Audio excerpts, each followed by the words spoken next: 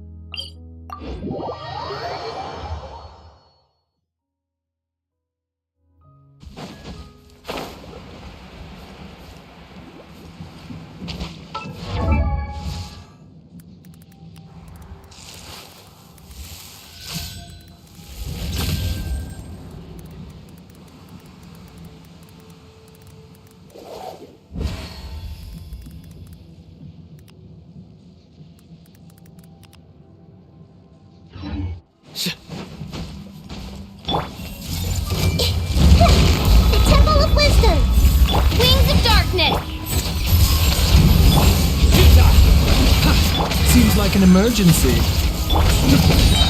Through me, justice is served. You stand condemned. Guilty. You stand condemned. Your penance is due. You stand condemned. Guilty.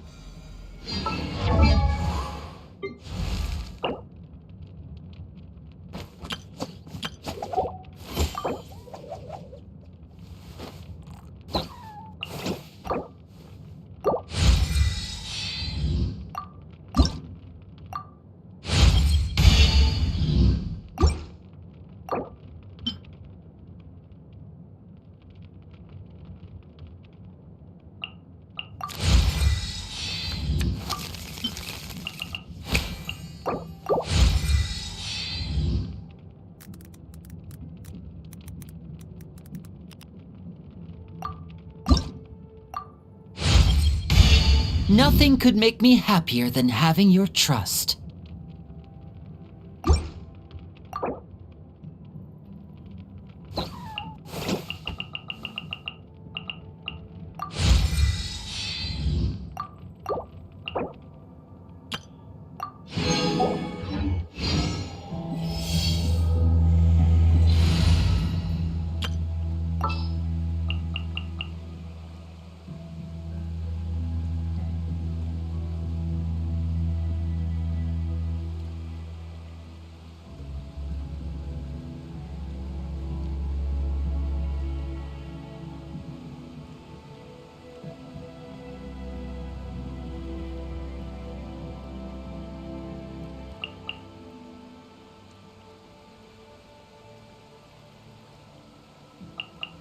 You lead the way.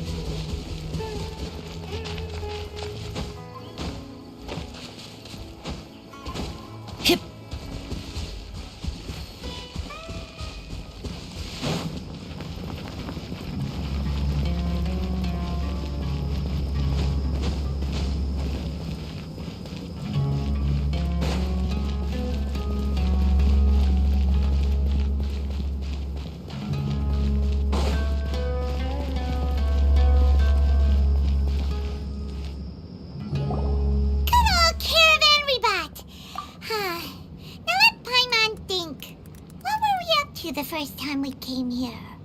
Oh, Paimon remembers! Nahita's consciousness had been trapped by the doctor, but we followed the clues she left behind to help her. So much time has already passed since then, and it seems Sumeru's changing for the better now that Nahita's in charge, right? Paimon just hopes this peace will last a long time, and then Nahita won't have any more new problems to deal with. Yeah, guess you're right. We somehow always find ourselves right in the thick of it. Who knows what will happen next? Come to think of it, maybe it's all because of you. Maybe you're just a magnet for trouble. Huh? Me? Before Paimon ran into you, Paimon never ran into any trouble. At most, when she was super tired, Paimon got caught in some strange whirlpool and sucked out into sea. And even then, you fished Paimon out. Anyway, for Nahita's sake, maybe we should think about heading to our next destination for now. Ah, look who it is. Running into you in a place like this? I can see you two still love wandering around. Oh, it's Dia! Since when are we just wandering around? We're usually taking care of some serious business. Even though it may have nothing to do with our journey. But never mind that. What brings you here? I just finished a commission in the desert for a usual client of mine. Nothing too interesting. Just escorting a shipment of goods. I'm on my way to report back. That's when I saw you two all the way over there, chatting away. What were you two talking about anyway?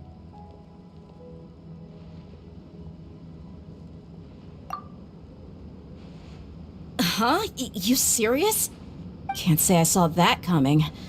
But you are travelers after all. I guess you'd never stay for too long in one place. Bumping into you like this will become a rarity. I'm starting to feel sad just thinking about it. Hey, how about I gather a few mercs to escort you two? What do you say? Thanks, but no need. Oh, Paimon had no clue you'd miss us so much. But don't worry, we'll come back to see everyone when we get a chance. Sounds good. All you need to do to get to Fontaine is cross this stretch of desert and navigate some waterways. Knowing you two, I'm sure it won't be anything you can't handle. So, when are you leaving? Oh, wait a sec. Paimon just remembered there are still a few dishes in Sumeru that Paimon hasn't tried yet. Now, where's that list Paimon made?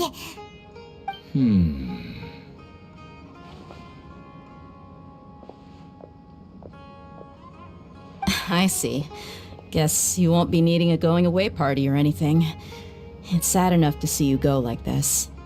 Though, now that I think about it, Sumeru wouldn't be what it is today without you. Seems true heroes always prefer leaving quietly. By the way, should we go say bye to Nahita? Oh, good point. Then there's no need to bother her in the real world. Then, I guess this is goodbye for now, Traveler and Paimon. Whether as a client or a friend, you're always welcome to come find me. Goodbye, Dia. Bye-bye, Sumeru.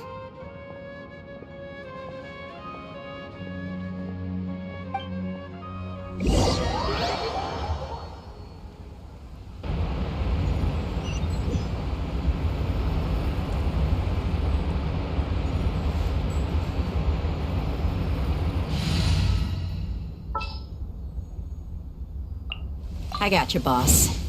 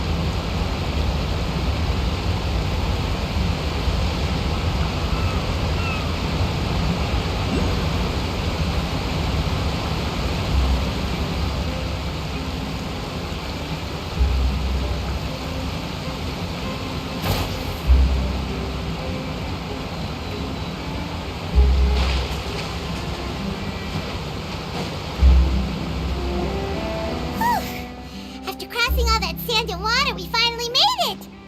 Oh, this must be Fontaine's port. Wow, everything looks so advanced in Fontaine. Paimon's heard that the industry here is extremely developed, and there are all kinds of unusual machines. Just seeing the sights as a tourist is nice, but maybe it would be better if we found something to do. What do you think? Good idea! Nahida gave us loads of useful information. Seeking out the Seven is probably still our best source for information at this point. Yeah, the more we can learn, the better. So, what do you think the Hydro Archon's like? Will we get along? Nahida said that she has a very unique personality, whatever that means. To learn about a nation's god, start with the nation's people. There seems to be some locals talking over there. Let's go see if we can join the party.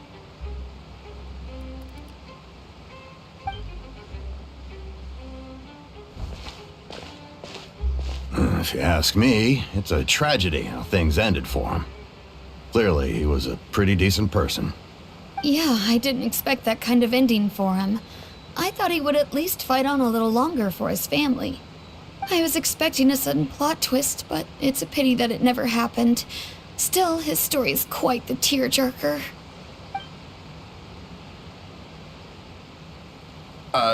Excuse me. Can I help you two? I couldn't help but notice you standing here listening. Hi.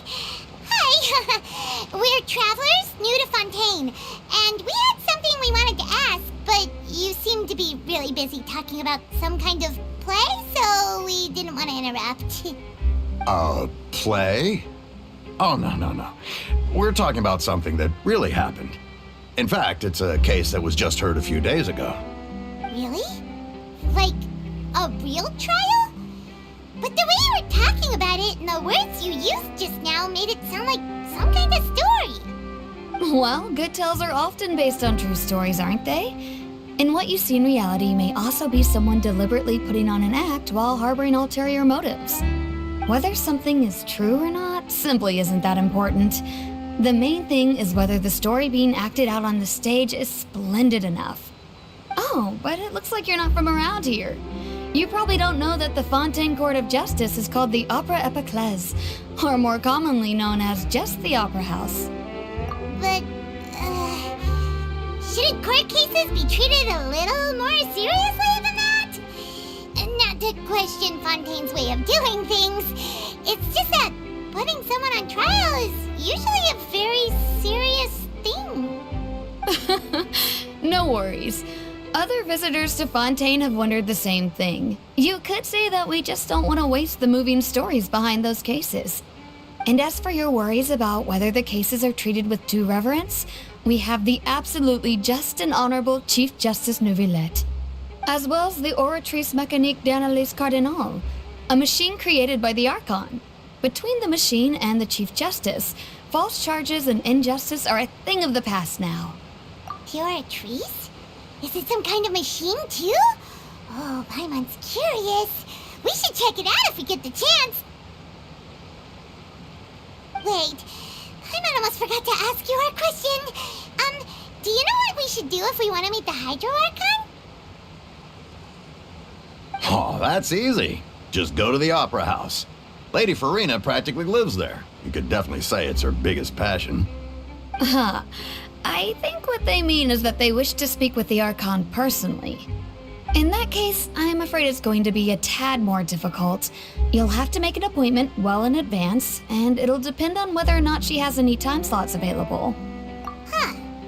Is the Hydro Archon super busy taking care of official stuff? Wait, didn't you say that she's always at the Opera House? No. Lady Farina seldom takes an interest with the nation's affairs.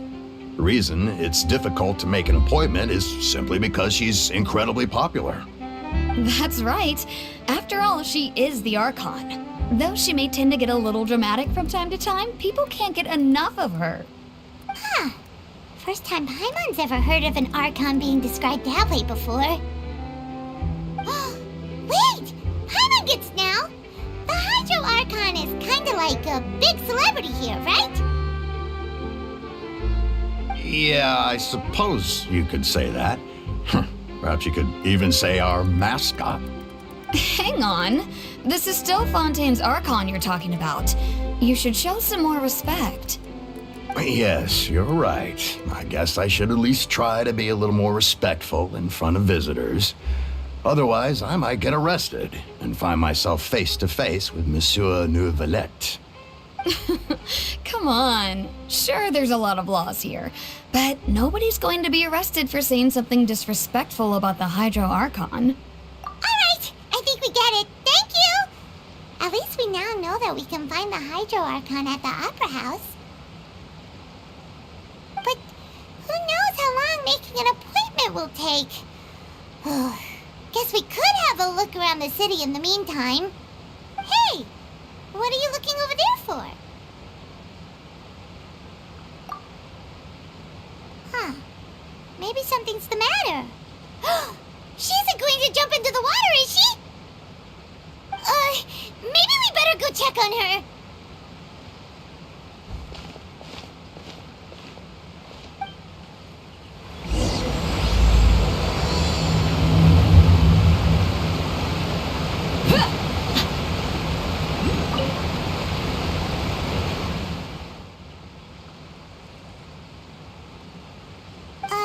Hello there. Excuse me. Are you alright? Huh? I'm fine. Thanks. Oh, okay then. We just noticed that you seem to be worried about something. About many things, actually. But there's nothing I can do but just keep my troubles to myself.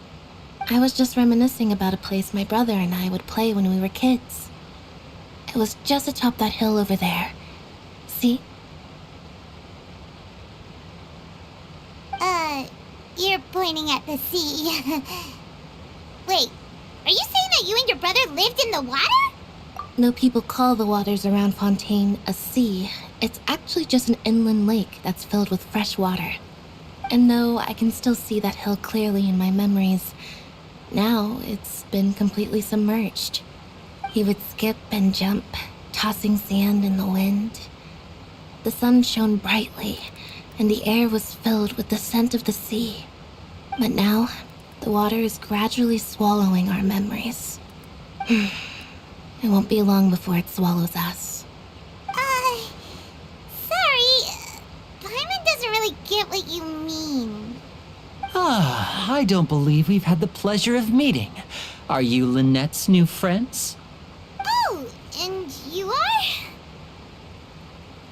Thanks for looking after my sister. She often comes here to reminisce about our childhood, that's all. There's no need for any concern. Allow me to introduce myself. I'm Linny, and this is my sister Lynette. If I had to guess, I'd say you must be travelers from abroad. Nice to meet you. Paimon is Paimon, and this is the Traveler. We just arrived in Fontaine. We were just talking with your sister. Even though we didn't really get what she was saying. I see. It's unusual for Lynette to be so willing to talk with anyone. In fact, she seldom speaks at all. I'm usually the only one she ever talks to. Oh, really? Then you two are just like us. Paimon's always the one talking for some reason.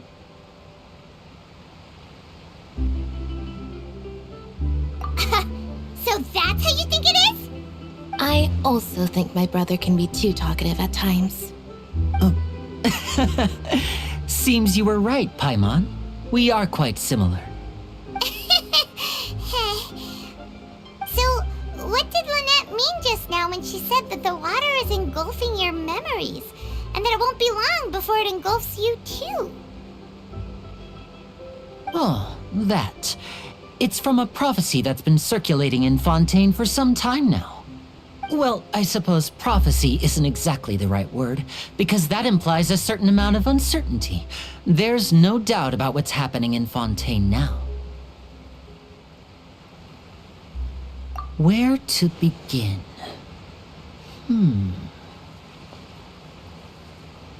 Let's put that question on hold for a moment. We still haven't formally greeted each other yet, have we? Did all the introductions earlier not count? Hello, traveler.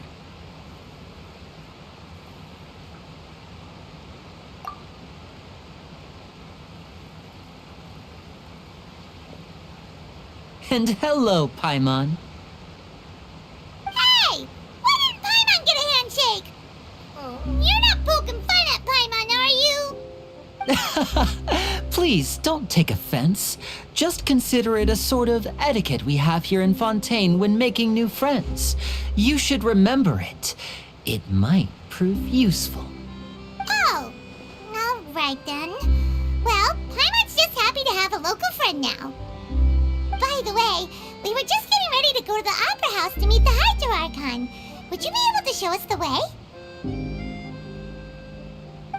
So you're going to see Lady Farina? No problem at all. In fact, I was planning to go to the Opera House later myself. I'll gladly take you once I finish things here. Please, follow me.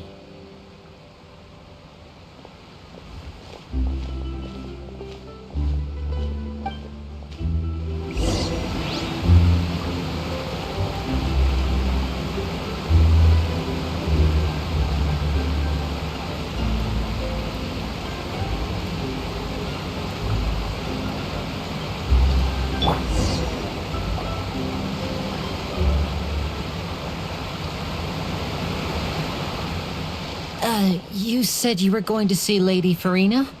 Well, it seems Lady Farina has come to see you.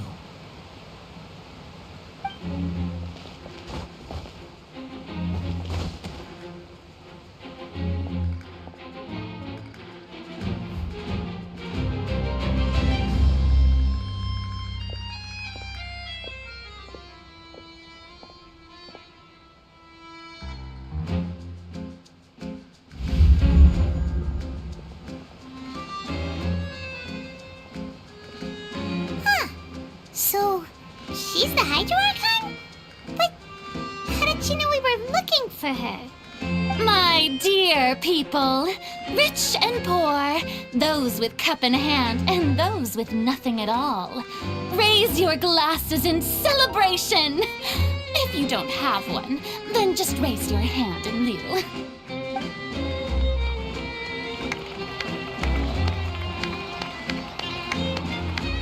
As you can all see, two unfamiliar travelers have arrived in our nation. Come, let us make a toast in honor of this traveler and his companion who have journeyed here from distant lands.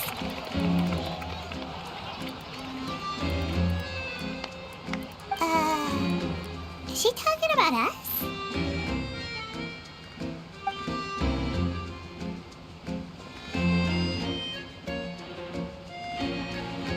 I've long heard of the turmoil and chaos you left in your wake as you visited other nations, but I welcome you nevertheless.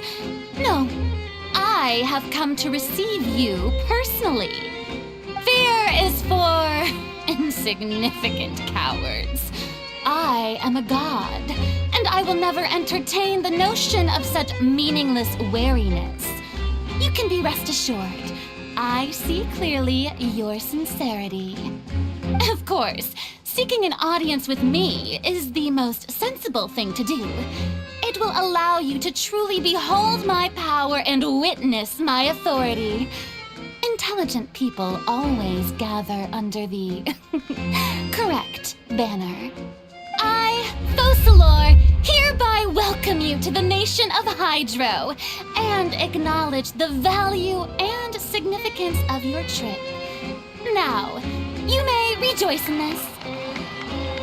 Yeah, Paimon still can't believe it. Feels like we've only been here for a few minutes. But the Hydro Archon's entrance was, how should Paimon describe it? A little over the top?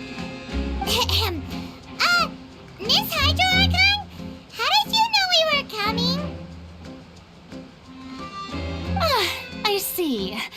As Outlanders, you inevitably lack even some of the most basic understanding. Don't forget that even the gods can be divided into the mediocre and the excellent. I suppose it's only natural for you to be awestruck by my abilities. You had best stop and consider. Do you really have the noble qualities and etiquette necessary to communicate with a god? All it takes is a flick of my finger for me to know everything about you. Whoa. Talk about sounding high and mighty. Oh? What's with these looks? Perhaps the welcoming ceremony still isn't enough? What else should I say then? Is she waiting for us to start talking? Wow, I didn't expect to see Lady Farina here. What a surprise! Wait, does this mean they're the legendary blonde traveler? How did I not notice before? Hey, what's all the commotion? Oh, is that Lady Farina? Is there some kind of drama going on? Of course. That's the blonde traveler. The one all those stories are about. Lady Farina came here to personally see him. Oh, I bet this is gonna be the duel of the century. Oh, I've got to see this. I knew Lady Farina would never disappoint.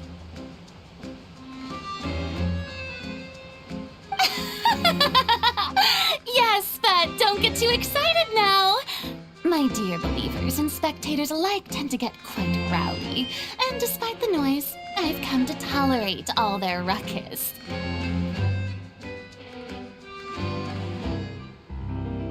You may consider this my reward to all of you. I have determined that there will be an epic duel between myself and this traveler from another land, just as you were hoping to see. Now she wants to fight? Aren't we getting a little ahead of ourselves?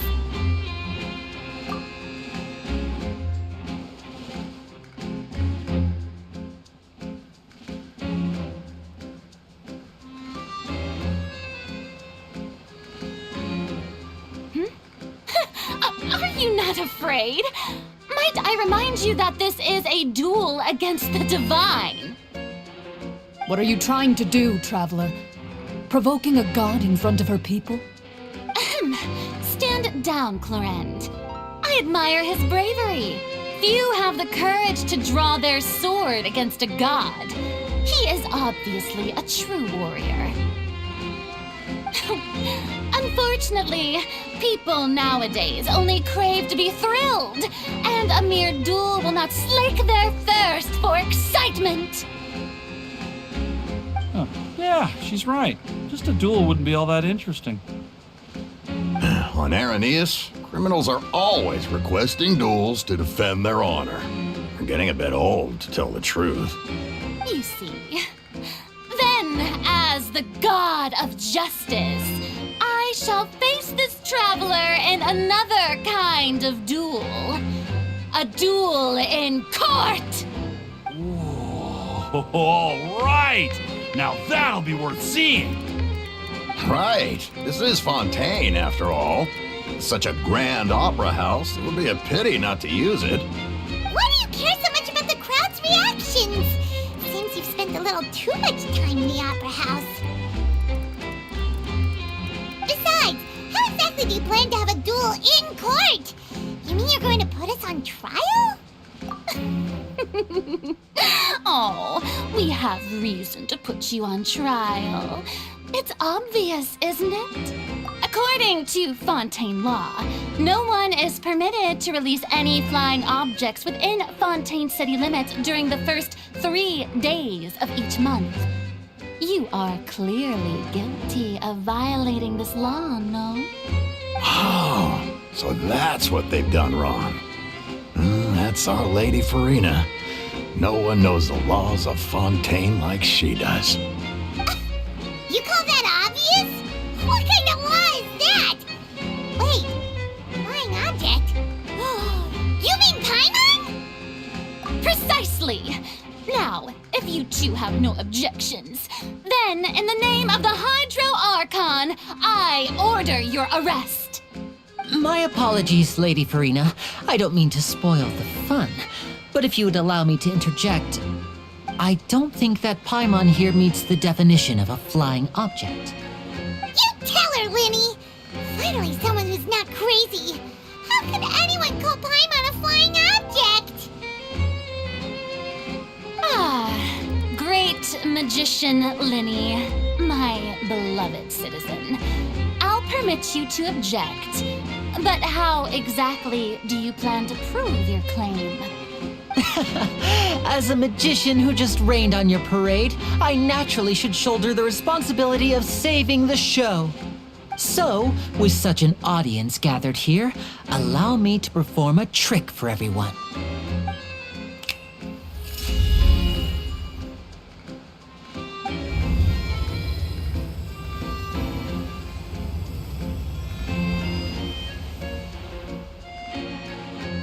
Ta-da! What's that on Paimon's back? Hey, when did you do that?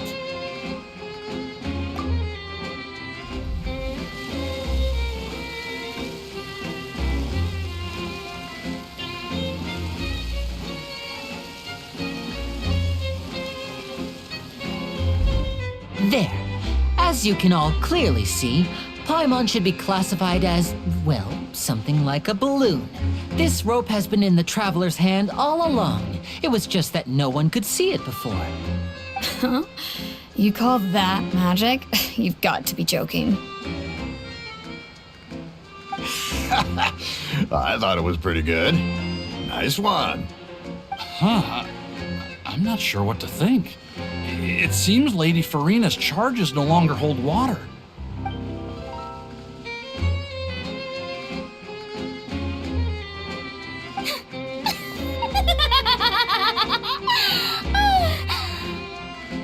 Amusing. Very amusing, Linny. Just the sort of unexpected twist that I enjoy. With you here, today's performance can finally be called complete. Performance?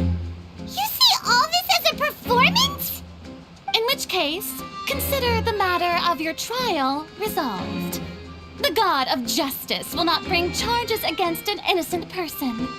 But when there are valid grounds, I will not only judge travelers from abroad, but even the gods of other lands. I look forward to seeing your upcoming performance at the Opera House, Mr. Linny and Miss Lynette. That's enough for now. Toodaloo!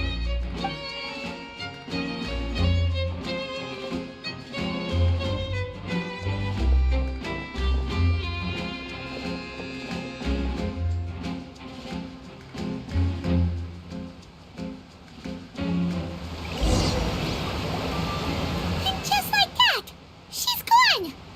Well, that's the most unpredictable Archon Paimon's ever seen. We never even had a chance to ask her anything. But that's a problem for future Paimon. That whole scene just now was really... Don't mention it. I just happened to remember that there was such a law, so I did a little preparation, just in case. I didn't think it would actually come in handy.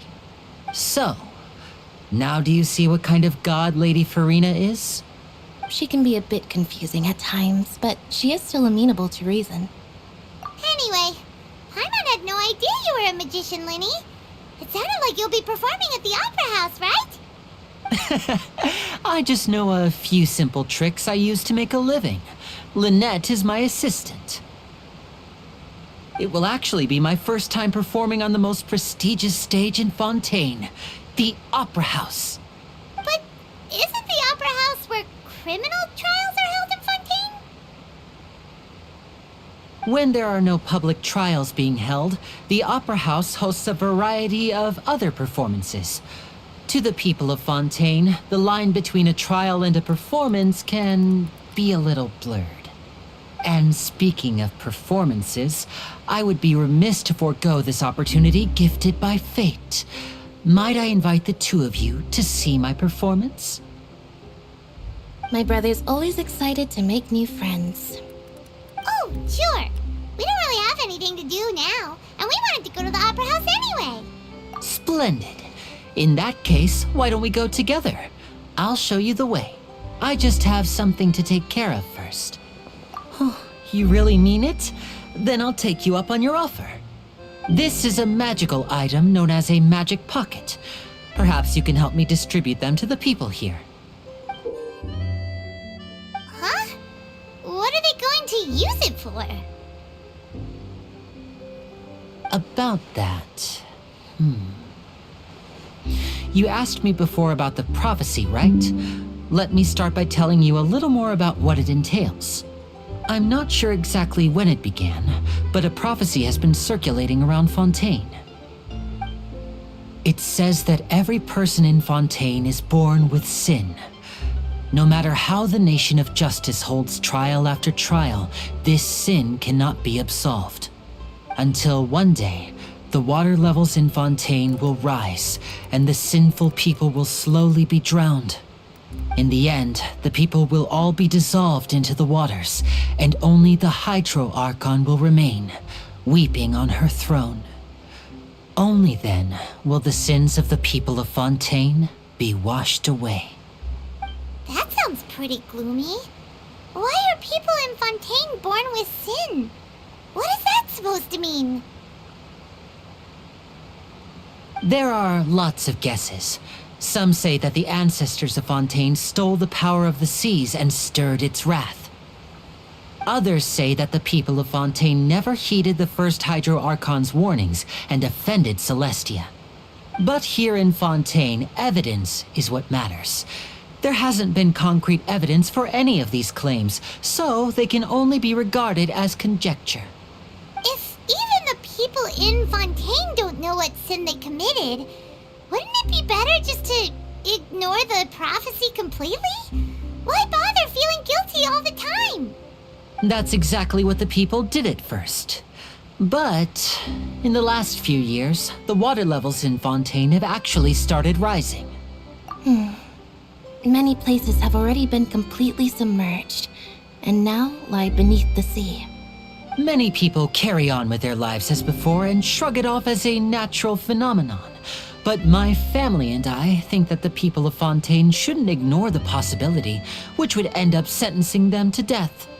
We hope that at least the people who reside near the waterfront can move away before it's too late. So, we've started distributing magic pockets to them. As a magical item, these magic pockets have astonishing capacity. I'm sure they will come in handy when people are moving their belongings. Oh, Paimon gets it! It's like preparing for a rainy day! But this is more than a bit of rain. Perhaps only absolute power could ever contend with such a catastrophe. But who knows? We're just tiny specks in the grand scheme of things. Now, if you'd like to help, then please give these magic pockets to anyone nearby. Be sure to convince them to take it, regardless of what they say.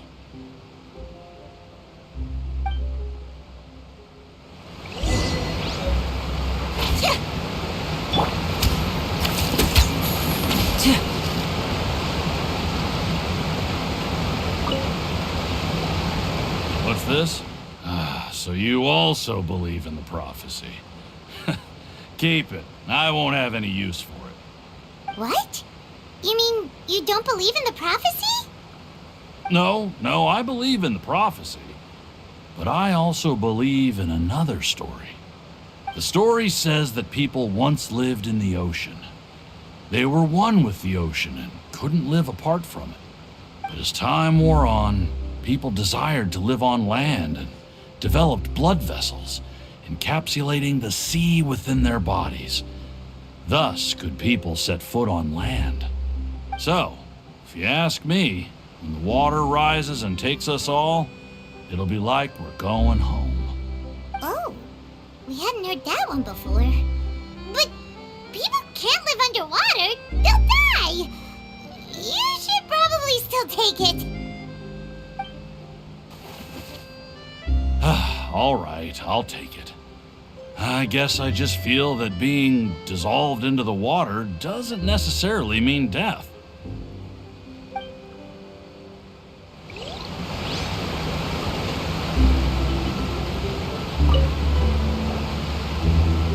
So you're the blonde traveler that everyone's been talking about. My apologies for not recognizing you earlier. Oh, a magic pocket? Seems you really thought of everything. I guess it's better to prepare for the worst and hope for the best. Thanks. Please, also thank the magician on my behalf when you get the chance.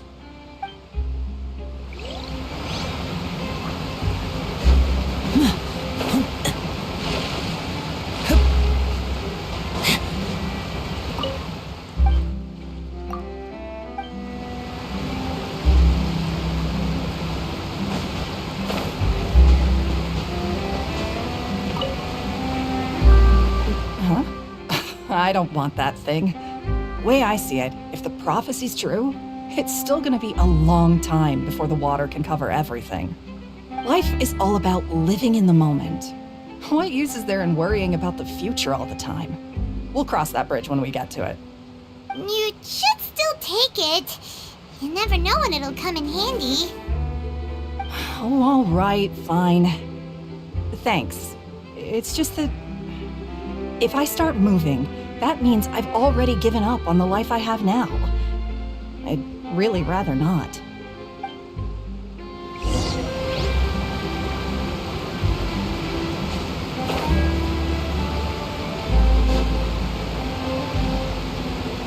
Oh, you already handed out all of the magic pockets? That was fast. So, what did people have to say? I bet you heard some, interesting opinions. Yes, but that will change once disaster strikes. I know they'll change their minds, so it's only right to help them prepare. Is there anything else you need to do before we leave? Yes, one last thing. I have the magic pockets made by a workshop in the court of Fontaine. Since we're out and about, I was thinking about bringing him some more materials. So, you want to collect materials?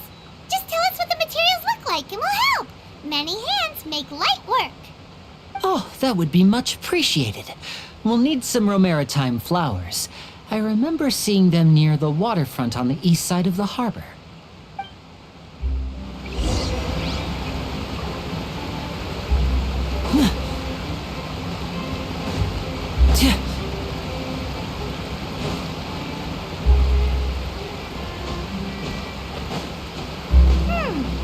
It seems we have to use Hydro to collect Romaritime flowers.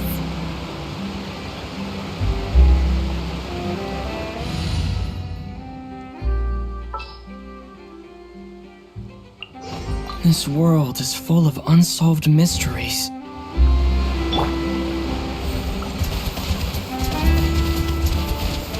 Go!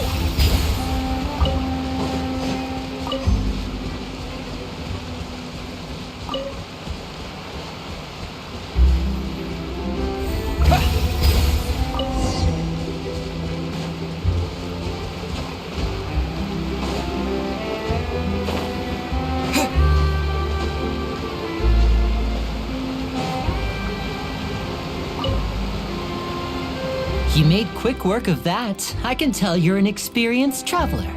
I've also finished collecting a few here. Maybe next time you'll feel like helping too, Lynette. No way. I'm in power-saving mode today. Otherwise, I fear I may not have any energy left for the performance at the Opera House. Fine. Though the performance is still a long way off. Now that we're finished here, we should get ready to head back to the court of Fontaine. So, we're going to the court of Fontaine before we head to the Opera House? Good. Paimon wants a tour of Fontaine's largest city and try...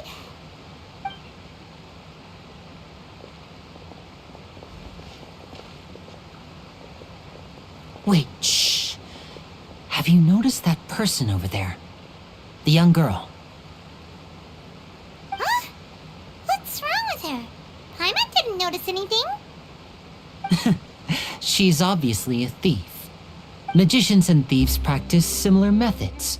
We divert attention, and a distracted audience is one that won't discover what you're really doing. Watch her movements carefully.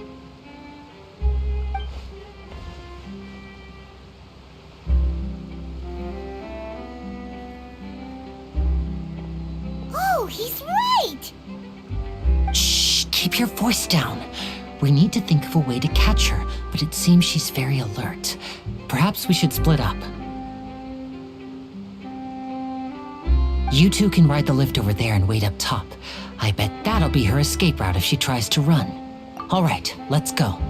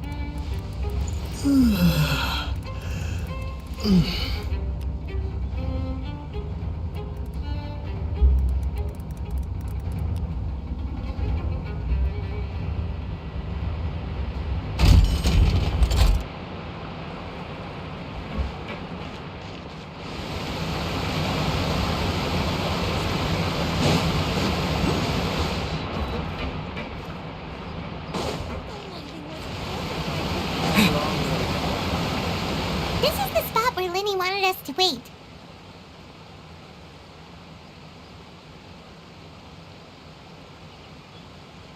Oh, look! Isn't that her?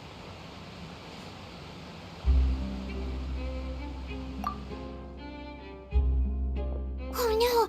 Did she notice us? She started running the other direction! What should we do? Should we chase her?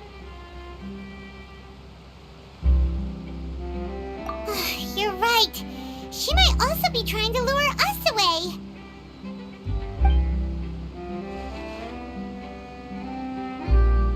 Nothing's happened for a while now. Paimon wonders if Lenny caught the thief. Yeah, let's go.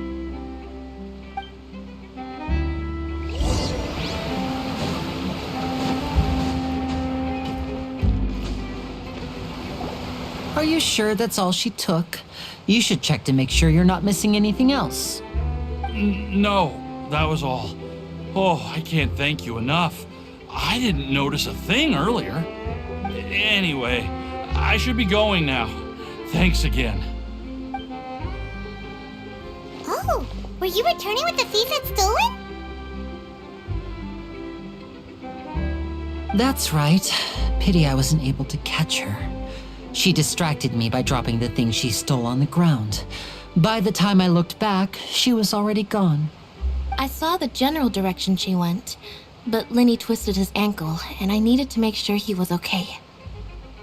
Oh, did you get hurt, Lenny? I'll be all right. It's just a twisted ankle, that's all.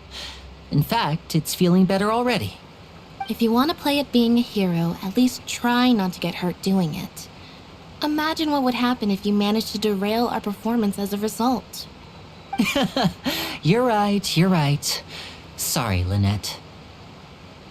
I have to admit that the thief was even more skilled than I had anticipated. But at least we were able to get the stolen items back, so it wasn't a complete failure. What a slippery little thief. Guess things turned out all right in the end, though. Lenny's initiative paid off. All right, let's put this little detour behind us. We should go to the court of Fontaine now.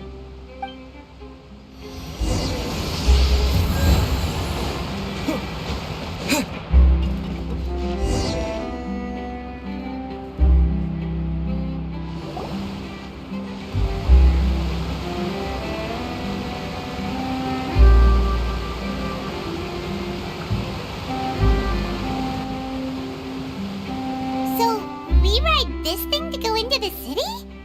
What an ingenious way to get around! People in Fontaine really know how to use water! This is an aquabus. It allows people to travel between several key locations around Fontaine. It's pretty convenient, but the ride can become a little dull after a while. The scenery is always the same. That's why it's better to travel with friends. So you mean it's still boring even when I'm riding with you? No, that's not what I meant. It's just that, well, you don't really talk that much. Besides, it doesn't really feel like a real trip when it's just the two of us. It's the same as being at home. Whatever. Guess that's what it's like to be an older brother. It's about time for us to leave. Let's get on board.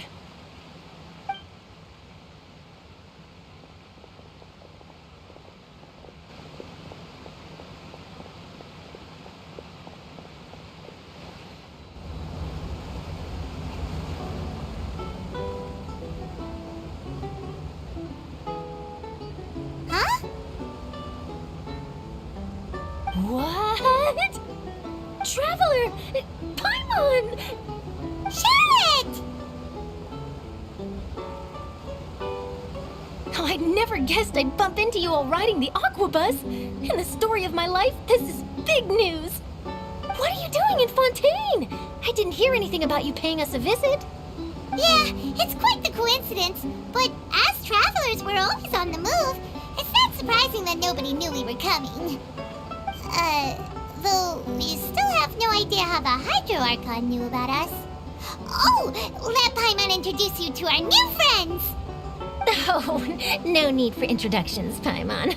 I would recognize the great magician Linny and his assistant Lynette anywhere. I wouldn't be much of a reporter if I didn't know who they were. It's a pleasure to meet you. I'm Charlotte, a reporter for the Steambird. Nice to meet you. From the Steambird, huh? We've often relied on your paper to promote our performances. It's an honor to meet you. Now that everyone knows each other, Fontaine suddenly doesn't feel like such an unfamiliar place. So, what have you been up to lately, Charlotte? Any big news? Not too much. When there isn't any breaking news, I mainly cover the trials at the Opera House. You can still manage to keep readers' attention as long as you tell things from a clever enough angle, even if it's the same old topics. For example, reporting on how a scammer once deceived vulnerable girls into relationships, or how a financial criminal was once so poor that they ate a single piece of bread for 5 days. Ah, you're right. Seems you know me pretty well. What I'm really after is exclusive, sensational news pieces that could shake the country. These smaller stories are a waste of my talents. Oh, I just remembered. I've been following a case lately. Well, a series of cases, actually. You mean the serial disappearances of young women case? That's right! These stories are the talk of the town right now, and it's probably the most mysterious case we've ever seen. If I'm the first with a draft ready to publish when the case is finally cracked, and it's the headline story in the Steambird, oh, when that happens, I bet all the other reporters will shed tears of envy. I've already gathered all kinds of materials. I just can't wait for the truth to be revealed. So, what is the serial disappearances of young women case? You mean the culprit hasn't been found? That's right. The first missing girl case happened almost 20 years ago. And ever since, after a period of time, another girl disappears. What the cases have in common is that the girls are all of a similar age, and that they've all vanished without a trace. But the scariest part is that to this day, none of the girls have ever been found. Many suspects have been arrested over the years in connection with this case, but shortly after each arrest, another disappearance would always happen.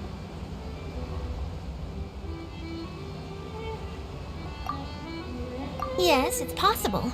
But either way, I believe that every case has some precise truth behind it, waiting to be exposed. Yes, I agree. And at the very least, the family of those missing girls deserves some sort of explanation. I just imagined for a second what I would do if Lynette were to suddenly disappear. I'd pay any price to get her back, and then find a way to track down the culprit. Please don't imagine that, Linny.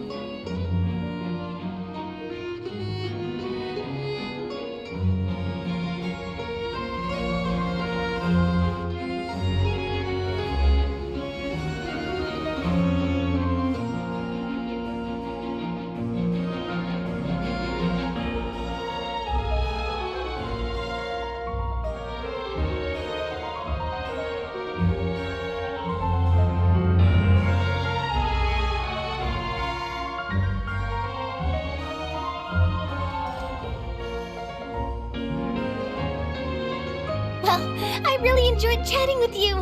Life should be full of pleasant little surprises like this. Yeah, us as well. The ride went by too quickly. I have an interview to get to. I should get going before I'm late. Okay, Paimon hopes we can chat again soon, Charlotte. See ya! Bye now. Oh, be sure to stop by and see me at the Steambird when you have time. What a tough job. Always running around and interviewing everyone. Well, where should we go now? If you don't mind, how about we stop by my home first? Besides, I still have all the materials we collected. Sure, we wouldn't mind at all. This city is so huge, Paimon wouldn't know where to start anyway.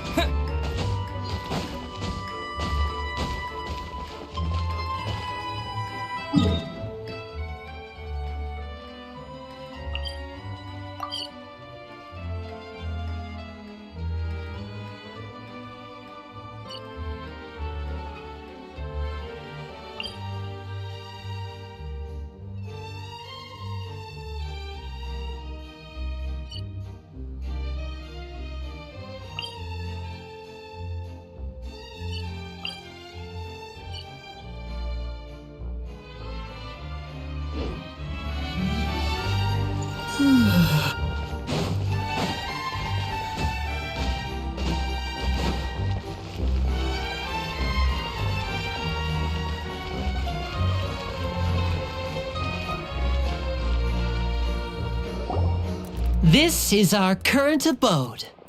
Ah, Fremine, you're home. Where did everyone else go? I have some new friends that I would like to introduce. Oh, they all just went out a moment ago.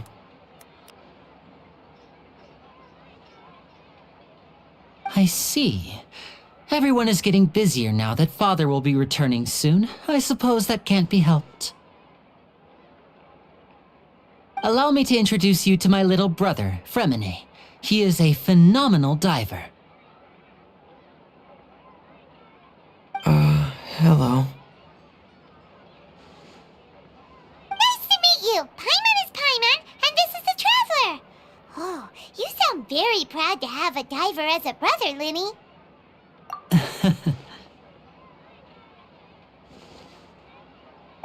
Linny, could you come here for a moment?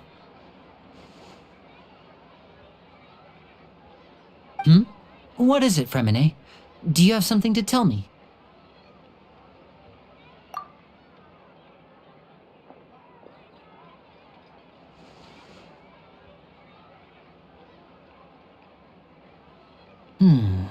Okay, I see. Is everything all right? Oh, it's nothing. We were just discussing a little housework. Sorry for the interruption. Oh, before I forget, the Traveler and I collected more materials to make magic pockets. Were you able to get any, Fremine? Yes, I went diving and gathered lots of materials. I was about to give them to you. That's our Fremine, always quick with the underwater work. All right, I'll take these to the workshop.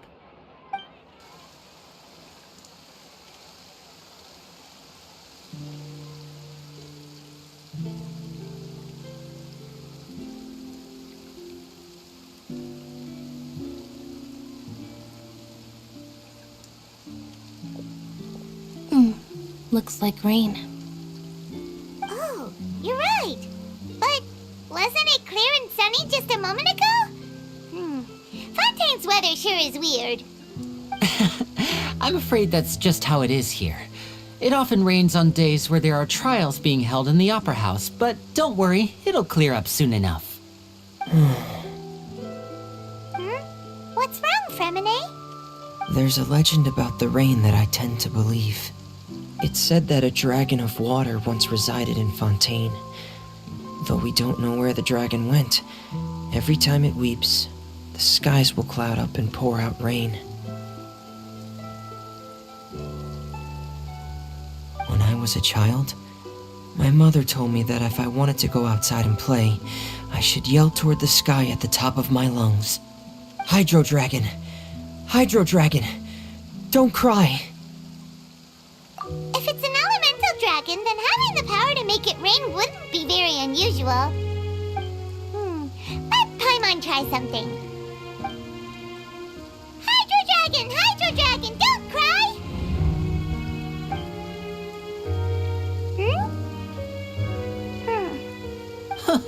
Doesn't seem to be of any use. It is just a legend after all.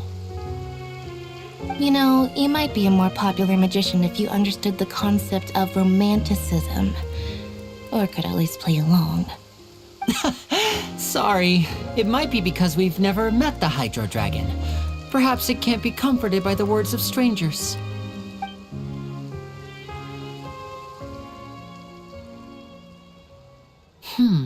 It rained for longer than I suspected. Oh, it's already getting late. Was there something you needed to do, Linny? Yeah, some preparations for the show at the Opera House. I need to find a way to catch the last aquabus of the day. On the day of the performance, just ride the aquabus to the island of Aeneas. I'll have Lynette meet you at the fountain in front of the Opera House. Oh, are you leaving now? What is it, Fremine? I'm in a hurry. Oh, I get it. You feel nervous delivering the materials for the magic pockets, is that it? Perhaps we could trouble the Traveler to help us take these materials to the Beaumont workshop and deliver them to the owner there? I'm afraid that Fremine can be quite introverted, and the boss there tends to be pretty talkative. Fremine has always been a little afraid of her. No trouble at all! Don't worry, we're on the case! Sorry for the inconvenience. I'm quite useless when it comes to such tasks. I'll think of a way to make it up to you. Oh, no need! This'll be a walk in the park for us!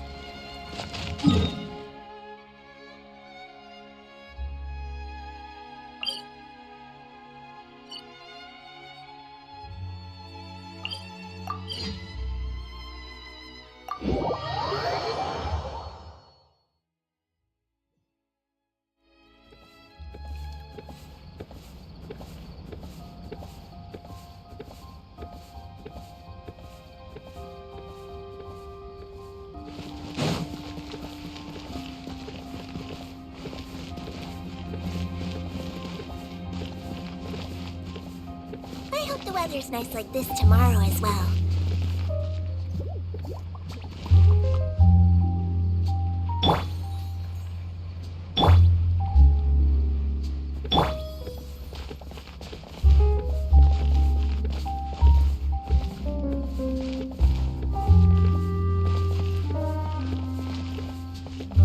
I hope the weather's nice like this tomorrow as well.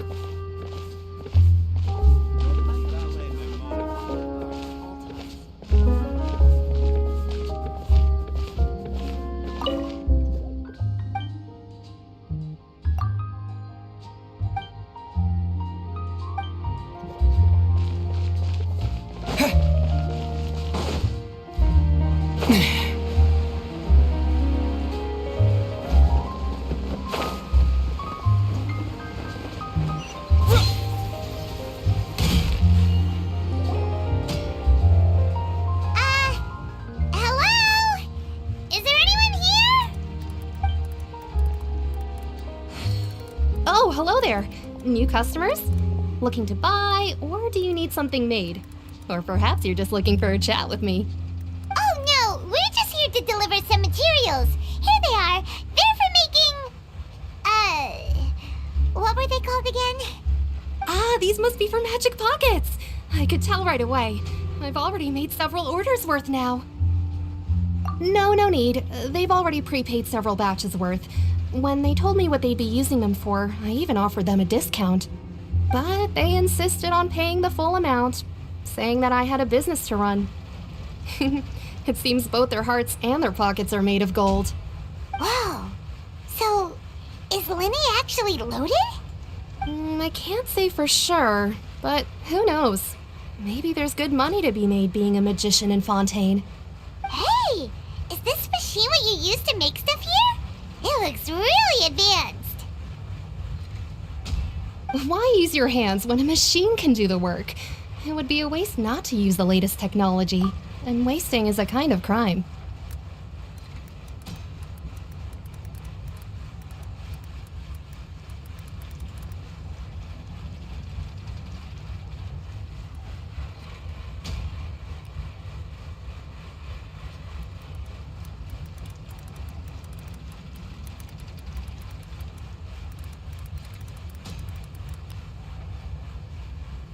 Where does a big machine like that get its power from? Well, It's a little complicated. I'm not sure I can put it in layman's terms for you. But basically, everything we usually use here in the city is powered by indemnitium. It's a type of energy that's produced from trials. Huh? How can trials produce energy? Well, I'm not completely sure of all the details myself, but basically...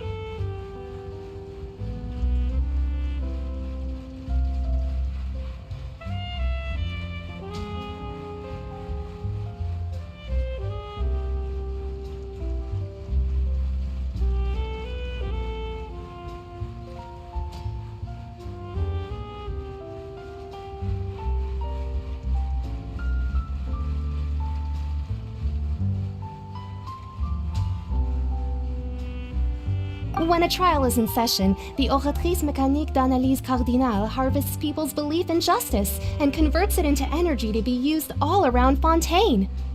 So that's what its other function is? Paimon heard that the Oratrice was created by the Archon to make judgments. But Paimon still doesn't get it. How could something unreliable like people's beliefs be turned into a stable power source for these machines? Oh, yeah! So that means the Hydro Archon relies on the machine to take the energy created by belief and turn it into power for all of Fontaine, right? Even though I've never heard anyone really put it that way before, it sounds like it makes sense. Besides indemnitium, we have another type of energy called pneumosia. It isn't produced by the power of the Archon, but it is unstable by nature. Even now, it still cannot be widely used by civilians. I thought I'd find you hard at work, but here you are chatting the day away. Since you're already talking, I'm sure you wouldn't mind a few words with me. You again? Didn't I already promise you that I'd have the more I owe to Confrérie of Cabriere by next month? Why are you hounding me now? Yeah, but how do we know that you won't go running off by the end of this month? I want 50% today. Wait, no, 70%. Huh? You... Seems business isn't so great for the workshop. We've already finished our job and delivered the materials. Maybe now's a good time to leave? Hey, hold on. Before you go around trying to collect payments, why don't you settle your own debts first?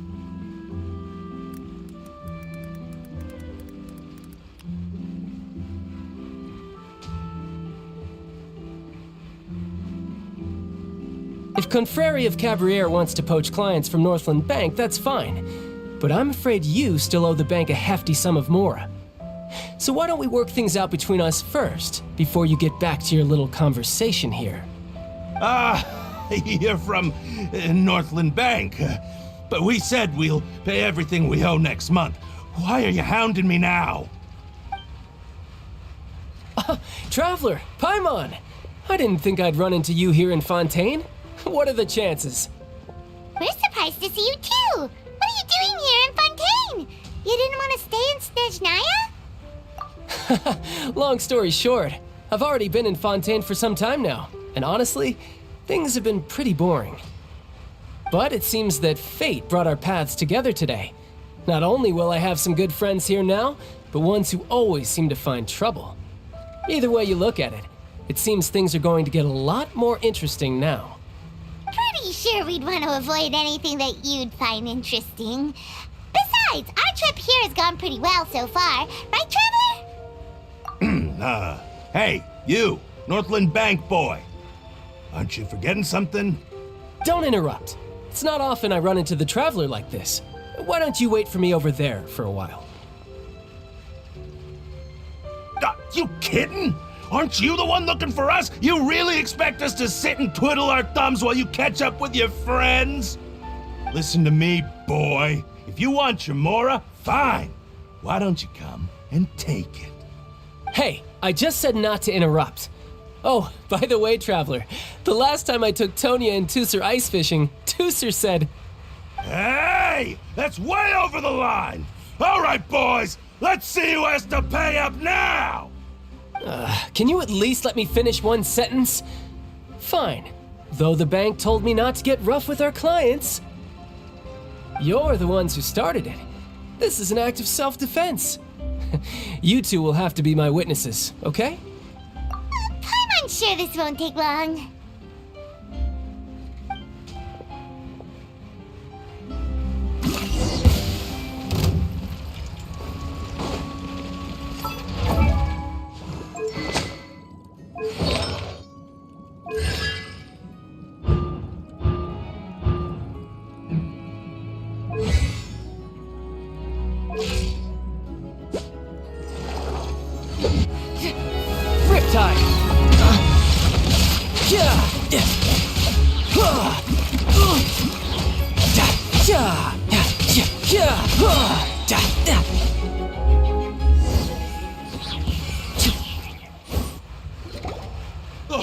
What's your deal, Brad? How are you so strong if you're just a staffer from Snezhnaya's Northland Bank? Wait, don't tell me you're... Oh, now you notice. It's a little late, don't you think? Just make sure you understand that you don't mess with Northland Bank. Got it?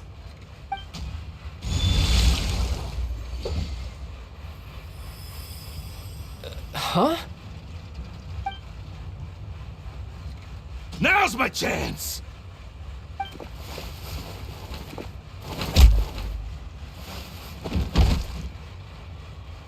Huh.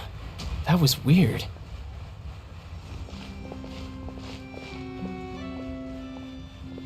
I'm not sure. It's as if I suddenly lost control of my hydro powers when I needed them. Maybe there's something wrong with my vision? Strange. How could that happen? First time Paimon's ever heard of someone losing control of their vision. Never mind. It doesn't matter. If I want to stay sharp, I shouldn't be relying too much on my vision anyway. Besides, I always have my delusion in case I need it. So what are you doing in Fontaine, child? I don't see its work for Northland Bank. Well, I guess it's because I've been in a bad mood lately. Huh? What kind of reason is that? Wait, since when do you feel down about anything? I don't know. Maybe I still have a lot to learn about myself. But recently, there seems to be some sort of restless power stirring inside of me. And I don't know why, but every now and then I feel like I'm in a terrible mood. Maybe you losing control of your vision just now is connected with that power you're feeling inside. That is a possibility. I can't remember if I ever mentioned it before, but when I was 14, I fell into some unknown abyss. It was during that time I learned nearly all of my abilities. The one who took me under her wing and taught me was named Skirk. She was always quiet and very mysterious. Nobody knew where she came from or what she had been through, and she was always very strict when teaching me combat techniques. One time, I asked her why she was willing to take me on as an apprentice. From what I could make of her answer, it was because I had awakened it, and traces of it remained on me. She said that all my combat training would be useful in the future. But what is it? What did you awaken? She never explained that, but my guess is that it's related to a dream I saw when I had just fallen into that abyss. In my dream, I was in the deepest depths of the sea, and the boundless seabed was all around me. But in front of me appeared a whale that was so massive, I felt like I couldn't breathe. A whale? Oh, that sounds familiar! When we fought against you before, you summoned a huge whale that seemed to leap at us. Is that the one? That's just an abstract form of a whale that I create using my elemental powers. It takes that shape because the scene I dreamt of the whale has always been stuck in my mind. I'll never forget it. So you used the whale as inspiration for one of your moves? Huh. Seems a little twisted to Paimon. So why don't you just go ask your master? Maybe she knows the answer. You make it sound so easy. Ever since the incident I experienced there, I've never stopped searching for Master Skirk and that unknown abyss. But it's been years now, and I've still found nothing. There isn't even a trace of the place where I remember falling into the abyss. Oh, it sounds like some kind of ghost story. Yeah, I'm out of leads at this point, but there's nothing more I can do. It seems that strange encounters in this world tend to be elusive like that. Oh, seems the time really flies when I'm talking with you. I just remembered I have somewhere else I need to be, so I should get going. What? More work for the Northland Bank? No, it's more of a personal appointment. Lately, I've been sparring with some of Fontaine's official champion duelists whenever I'm feeling bored. Official champion duelists? You mean it's their job to duel? Yep, in Fontaine, before a criminal goes to court, they're given one chance to defend their honor by requesting a duel with an official champion duelist. The champion duelists are all-powerful fighters selected from among the nation's best, and the duel itself is a no-holds-barred fight with no specified stopping point. So engaging in such a duel is regarded as a symbol of defending your honor. If a criminal manages to win the duel, they'll be acquitted, but if they lose, they'll have no choice but to stand trial. And the worst-case scenario is that you're simply killed in the duel. Though it's rumored that Fontaine has a death penalty, from what I can tell, no one has ever been officially sentenced to death. So really, the only people who opt to duel are those who have suffered a grave injustice in being accused, or those who greatly value their honor. Otherwise, why gamble with your life? So, do many people actually get out of their trials by winning the duel? Apparently, it's exceedingly rare for anyone to actually win. Fontaine probably enacted this system as a way to show that the nation respects the honor of its citizens. Besides, none of the champion duelists are to be trifled with, which is exactly why I was itching to face them as soon as I got to Fontaine. Apparently, the one I'm meeting today, Clorinde, is the strongest of the champion duelists. I had been asking her for some time before she finally agreed to face me today. Well, that's child for ya. Paimon feels like we heard that name somewhere before. Clorinde. Huh. Oh, before I forget, I want you to have this. Huh? Your vision? You're seriously just giving it away? I'm just worried that it could become uncontrollable again. I'd be pretty upset if it got in the way of my duel, so I think I'll be better off without it for now. Besides, I just need you to hold on to it for a short while. I'll come retrieve it when I have some time later. Paimon knows what you're up to. You just want an excuse to come talk to us again, don't you? Whatever gave you that idea? I'll be in touch later.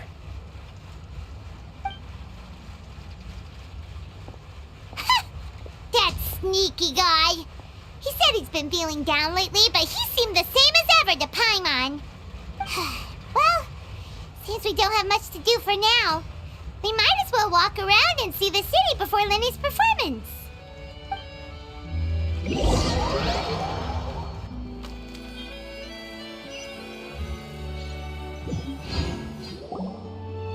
Wow!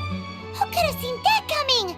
The reporter who was barely around for most of the story was the murderer all along! Sorry. Paimon was just surprised, that's all. Paimon never saw that twist coming. The murder mystery novels here are amazing! The whodunits here in Fontaine are a lot different than the light novels you see from Yai Publishing House. Both have their merits, but Paimon thinks this style of novels are more, well, novel.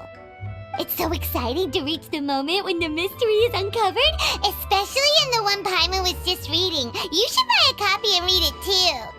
Oh, sorry about that. Paimon will be more careful next time. Hey, shouldn't we be heading to the supposed to see Linny's performance soon? It's almost time for the show to start, so we should get going. Linny said that the Opera House is on Aranias, so let's go ride the Aquabus!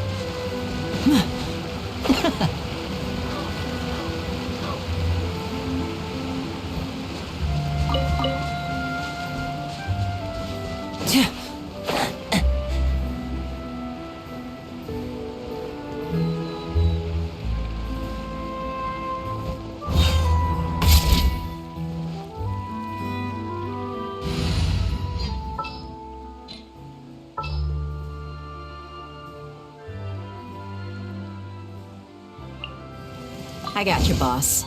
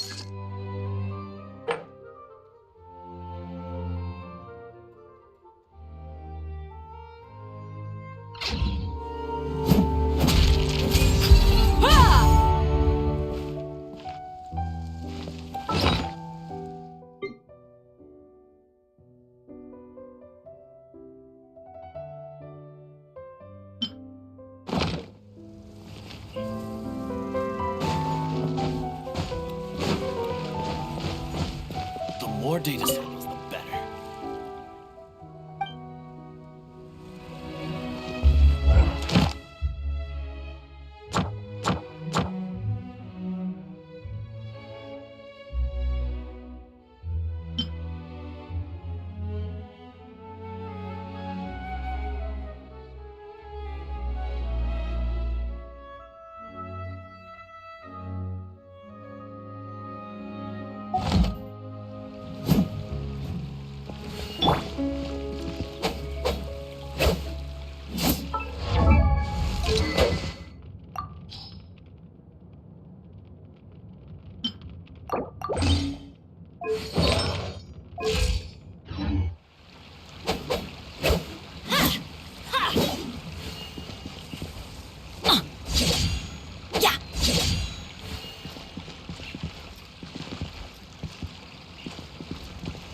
more data samples, the better.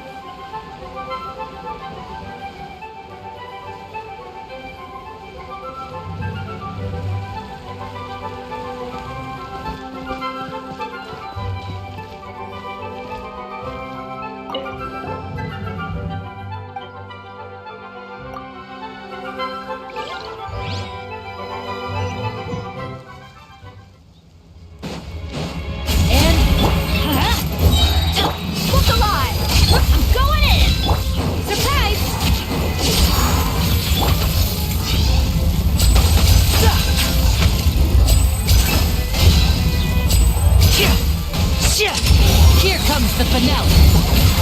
Now disappear. Be amazed! Teamwork is strength! Buckle up! Ha! Gloves off!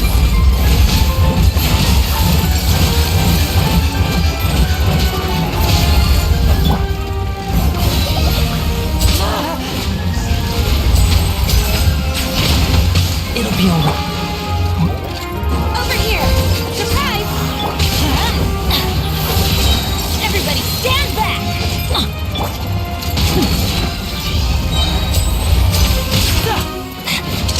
A round of applause. Step right up.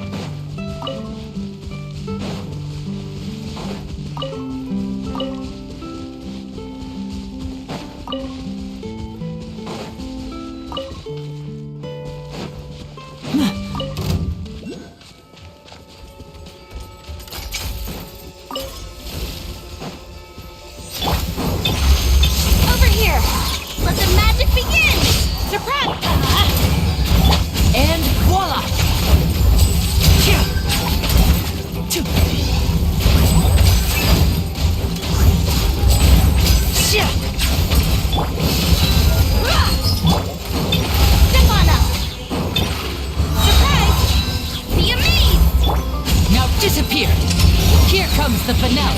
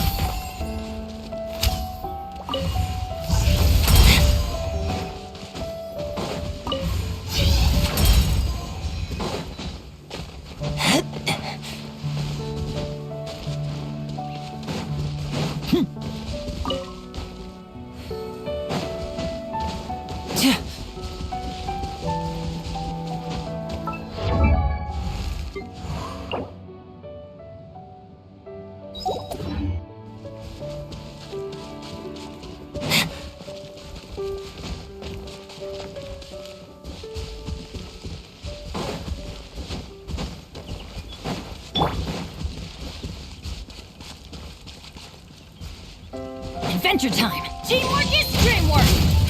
What's alive? Ha! Over here! Cue the spotlight!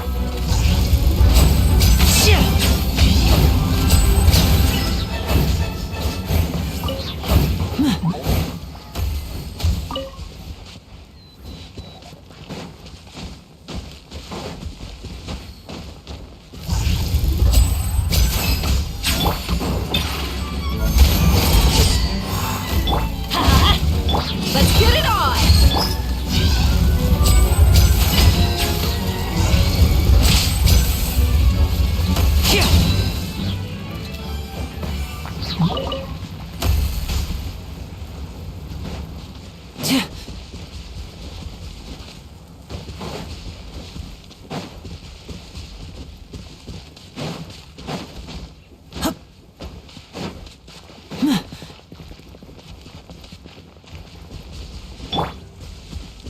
Everybody stand back!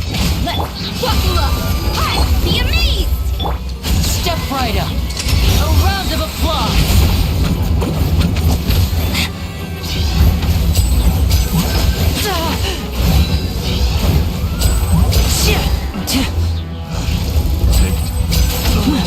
Now disappear.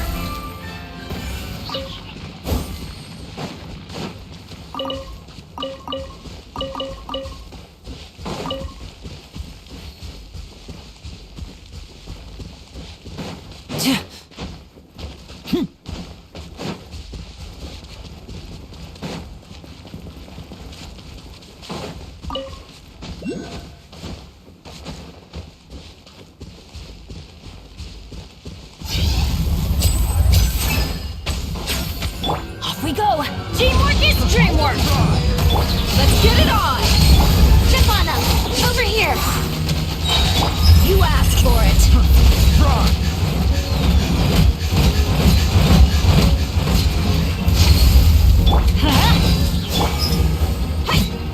Cue the spotlight!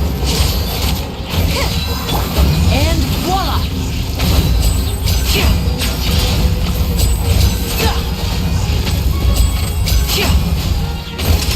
Let's get this show on the road!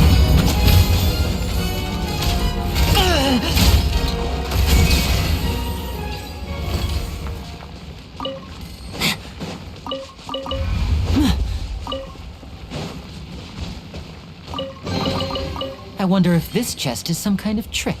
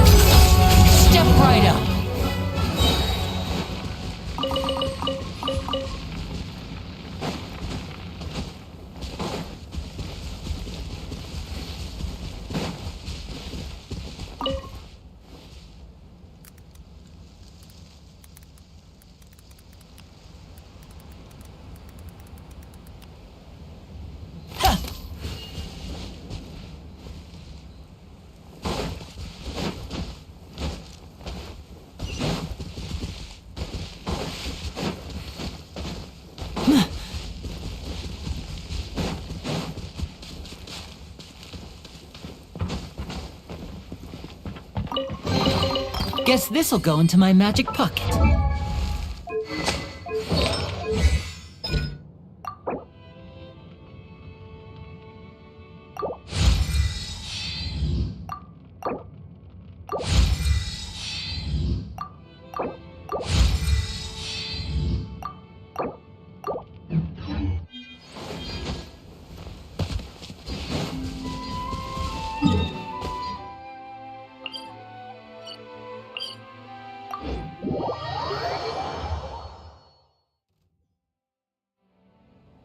Let's get it on! Step on up!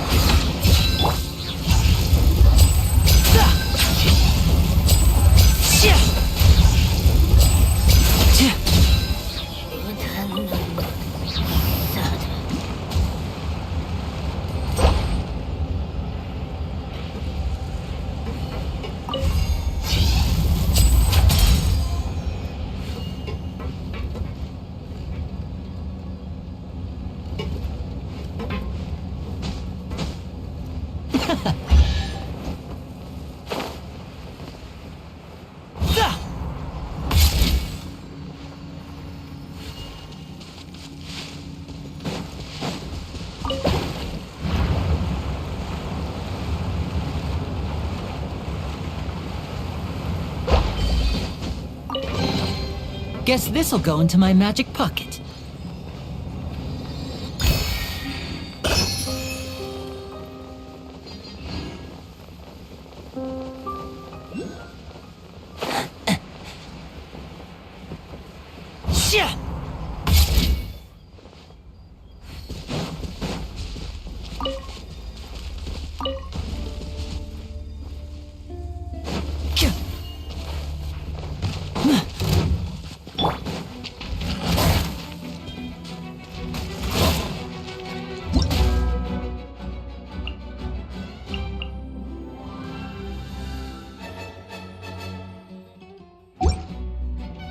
Teamwork is dreamwork!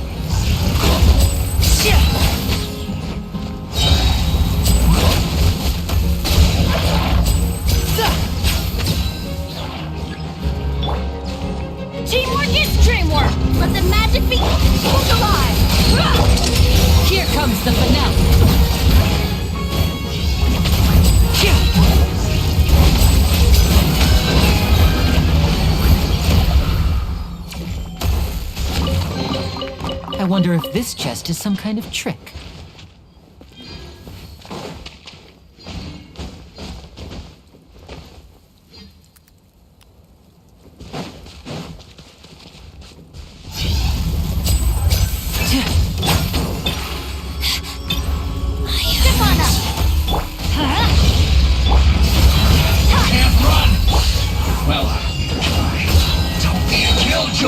We've only just begun. You're dead meat! Through me!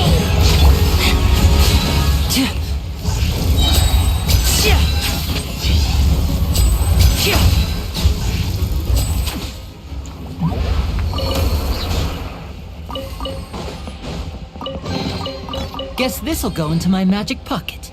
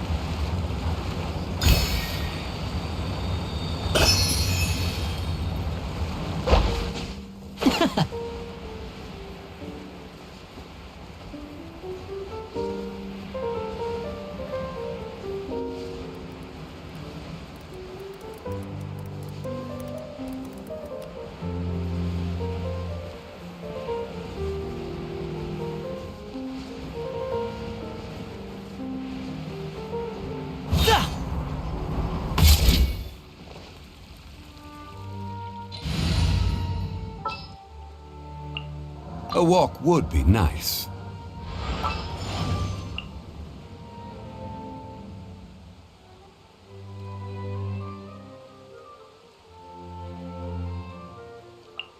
Let's investigate this further.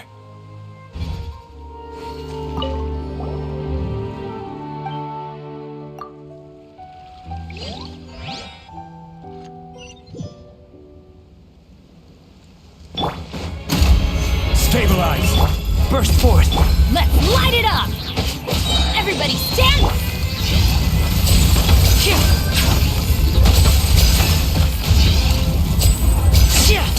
A round of applause! Step right up! Feel this ancient power! This!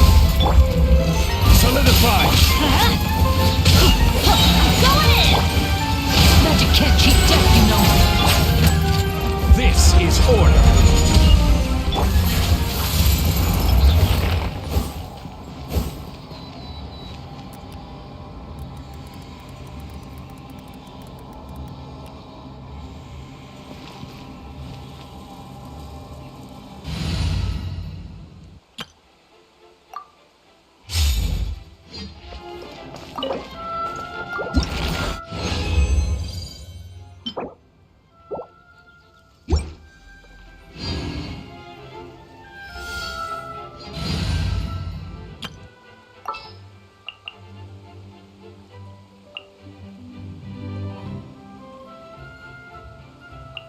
Just what will we come across this time?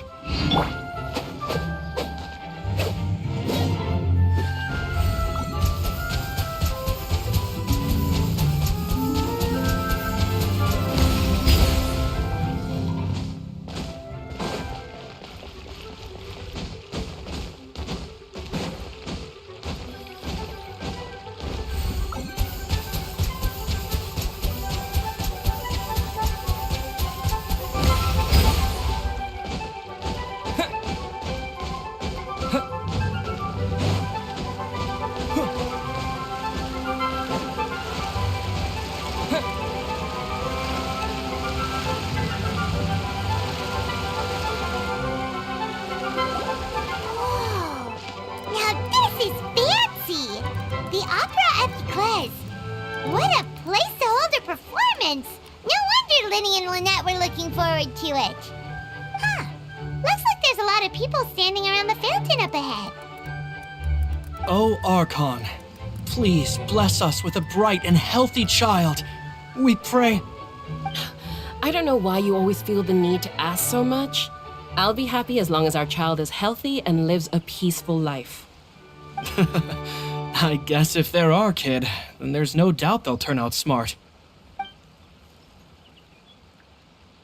Maybe this is one of the customs in Fontaine. There sure are a lot of couples here. Vache. What's wrong? Vache. Vache.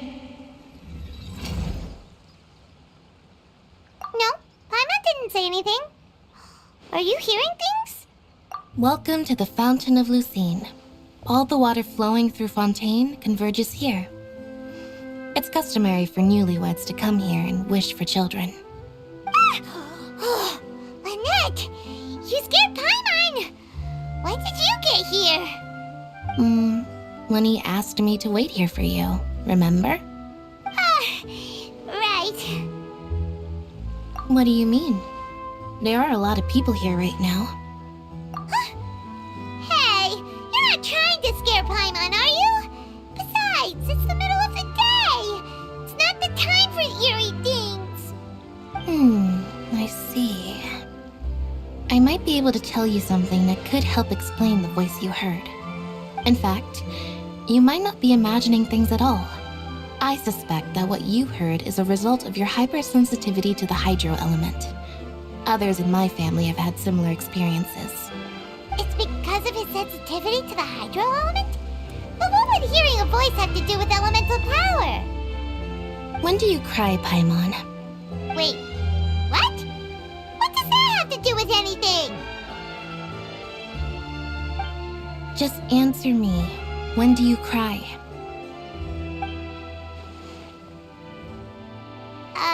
When Paimon's really sad?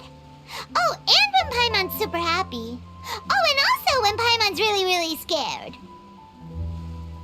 Then you should understand that tears contain your most intense emotions. Like I just mentioned, the Fountain of Lucine is where all the flowing water in Fontaine converges. Even the tears that fall to the ground will eventually gather here. So maybe what you heard was the intense emotion coming from someone's tears.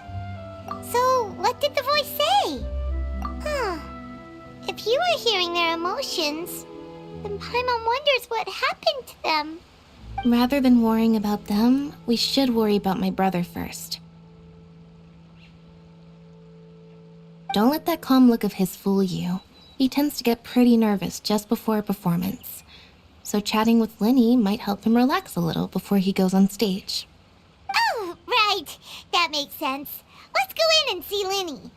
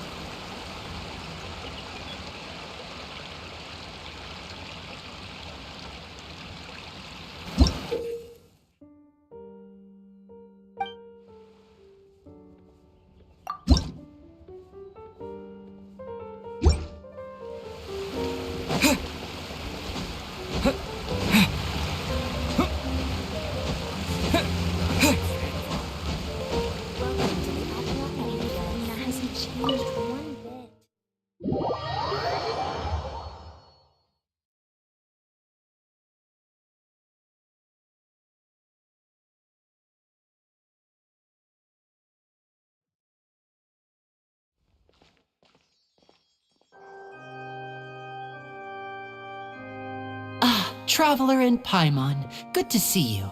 I knew you two would come. Are you kidding? We wouldn't miss it for the world. We've been looking forward to it. I can tell, judging by how early you've arrived. But you're actually right on time. The audience still hasn't started entering the venue yet, which means now is the perfect chance for us to take you to the best seats in the house. Wait just a moment, I'll fetch the tickets.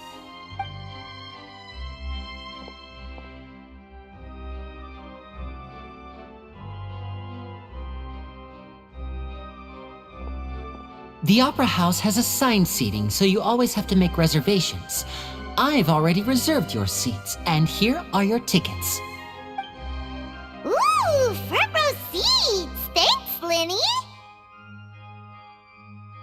Don't mention it. There's no need to keep thanking me. Hey, Lenny! Could you come over here and take a look at this? Oh, I'll be right there. Seems there's an issue with the stage props over there. That's Cal, my assistant, calling me. I'll go lend him a hand. Yeah, we'll just go to our seats. You go ahead, Linny.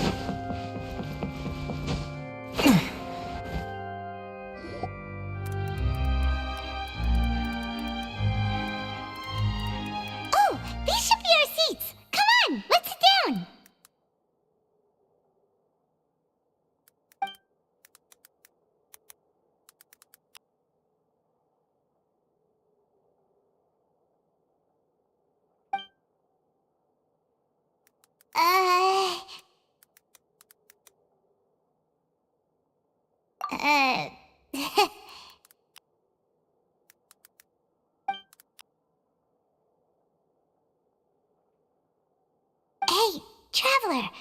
Maybe we should strike up a conversation with the person next to us. Since we're sitting together and the rest of the place is practically empty still, it's kinda awkward if we don't say anything. Oh, you little... Of course you put this on Paimon. Excuse me, I did not realize you felt awkward. I am terribly sorry. I would be perfectly happy to chat with you if that is what you would like. Oh, so you heard all of that, did ya? Boy, you sure have good ears. Paimon thought she was keeping her voice down. Wait, that's not it. Paimon's sorry. Paimon's the one who was being rude, talking under her breath like that. So, let's talk, but, what should we talk about? Oh, Paimon's got it. You're also here early and sitting in the front. Are you a friend of Linny's too? A friend, you say? Well, if Mr. Linney would like to be my friend, I would be more than happy to reciprocate. Oh, so you're not friends with Linny then? Oh, this is getting more awkward by the second. Paimon nearly forgot to make her introduction. Nice to meet you. Paimon is Paimon, and this is the Traveler. We just arrived in Fontaine. It is an honor to meet you two. I have heard of your deeds across Tevat.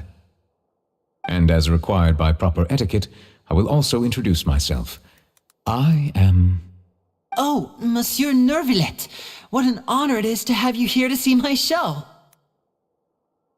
Ah, Mr. Linney. I should say it is in fact an honor for me to see your performance in person. Wait, Nervillet? Could he be... I saw you all chatting just now, but it seems you still don't know who Monsieur Nervillet is. Allow me to introduce you to Fontaine's Chief Justice. That seat is always reserved for him. It wouldn't be too much to say that he's the symbol of justice and honesty here in Fontaine. Ooh, sorry for being so rude just now. Paimon had no idea you were such an important person. No offense taken. Being Chief Justice is merely what I do for work. Nearly every person has their usual reserved seat, so I'm not so special, really. And by the way, I should probably let you know, even though I would prefer not to, there's someone sitting up there in the VIP seats that has been striking a pose for quite a while now.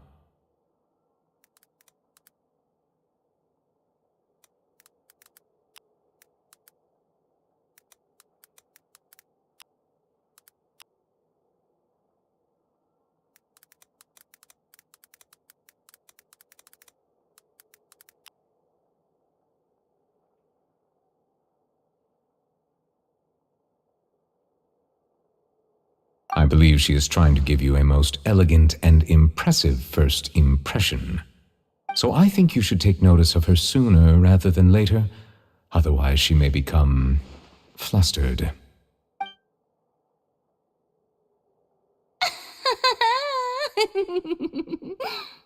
Huh?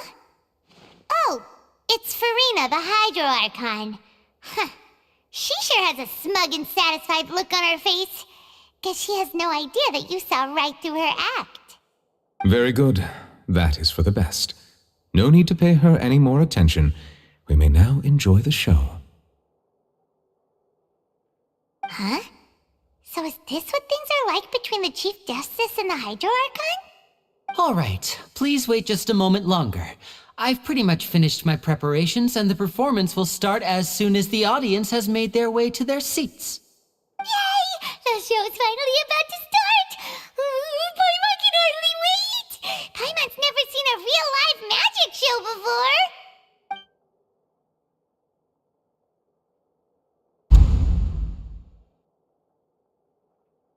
Oh! They're dimming the lights! The show must be starting!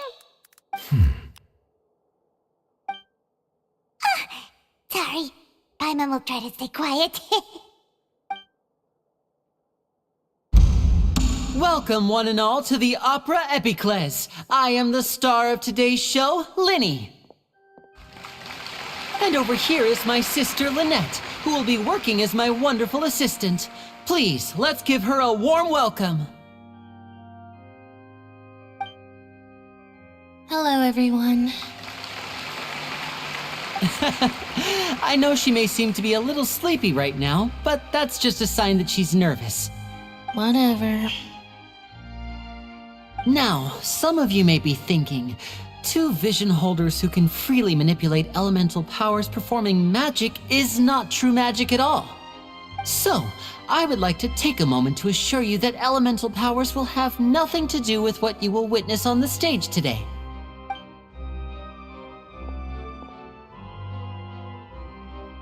Both Lynette and myself have removed our visions for the show. That way, even the gods won't be able to help us. Oh, good point. That's what makes the show real magic. Now, without further ado, let the show begin. Lynette will now exit the stage to make some preparations. I know you might miss her, but don't worry. She'll be coming right back on stage momentarily. Perhaps in an unexpected way. I'm sure she'll be stealing the spotlight soon enough. Oh, and before I forget, there's one more thing I should say. You never know what can happen in the blink of an eye. A magician's greatest skill is making things disappear or appear. The possibilities are endless.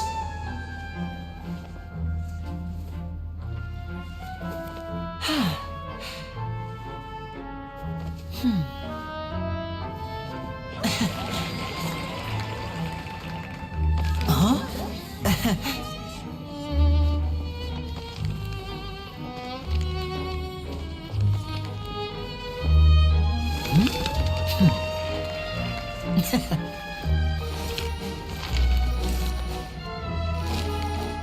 this isn't what you came for. These little tricks, you've seen them all before. So it's time for something truly extraordinary, don't you think? This one's a little tricky.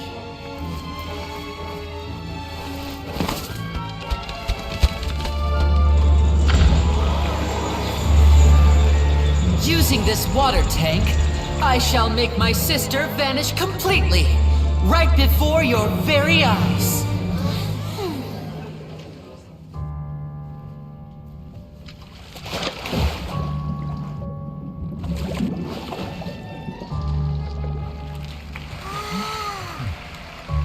It's actually quite simple. She'll just turn into air bubbles and float right out of the top.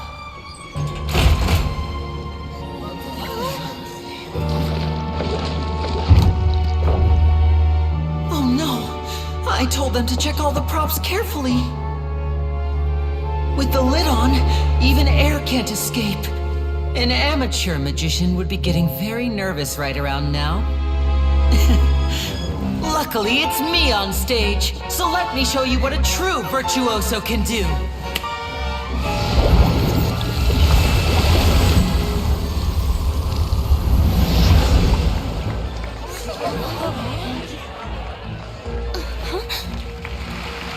Lynette, are you still there?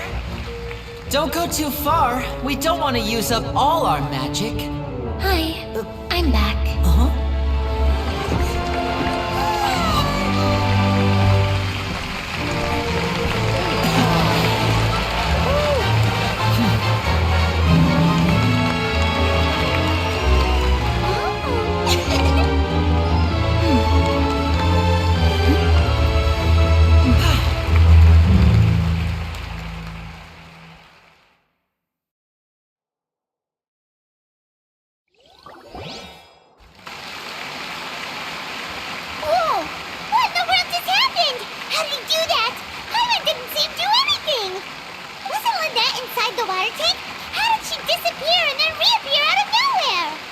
If we could see easily through his tricks, then that would mean that his skills are still lacking.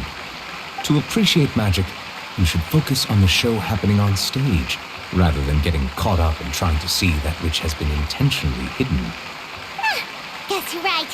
Paimon couldn't believe her eyes when Lynette reappeared. Amazing! Thank you everyone. I'm glad you enjoyed that performance. But our magical journey has only just begun. I've prepared even more astonishing surprises for everyone here. The magic of transformation and disappearance can go far beyond what you've just seen. I'm sure many of you are thinking that escaping the water tank was impressive enough, but Lynette is still my assistant after all. In which case, I have ample time to make all necessary preparations. So, for my next trick, I will require the participation of one lucky audience member. Please, if my assistants could bring out the magical boxes now. There are 2 boxes and only 2 boxes. One is here and one is there in the aisle among the audience. I'm sure many of our clever audience members have already guessed our next magic trick. A swap! Our lucky audience member and I will each enter a magic box. After 1 minute, we will each emerge from the opposite box. Now please, everyone pay very close attention to the box you see here. Don't give me any chance to make a move. Wow! How's he gonna do this? Hey, do you think this is all magic tricks, or does Lenny have actual superpowers? The lucky audience member will be generated by this random number selector. It selects numbers entirely at random. Even I don't know who will be chosen to participate. Now then, let's begin.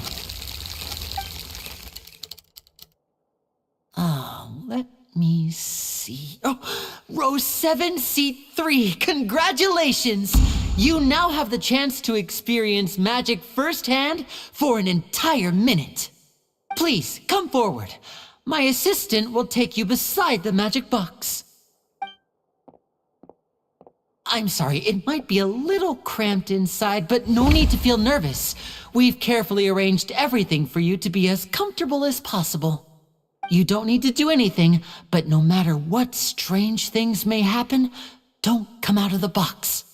If the magic is interrupted, who knows where you might end up?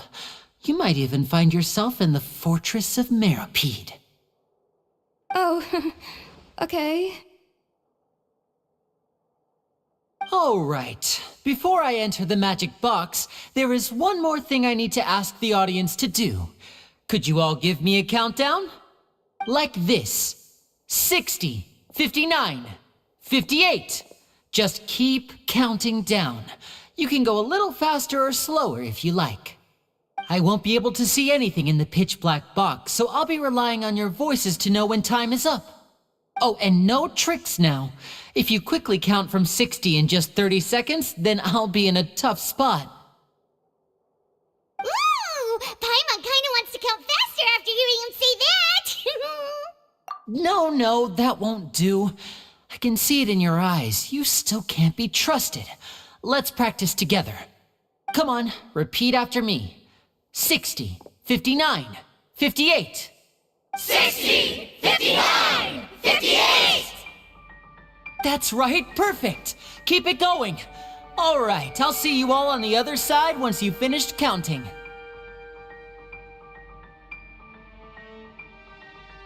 54, 53, 52? Huh? Why aren't you counting, Nervalet? I am counting in my head. I think things are exciting enough in here as it is. Merely a consequence of my identity and personality. Do not worry about me. Just enjoy the show. Oh, alright. You looked so serious that Paimon thought you might be feeling uncomfortable or something. 40, 39, 38!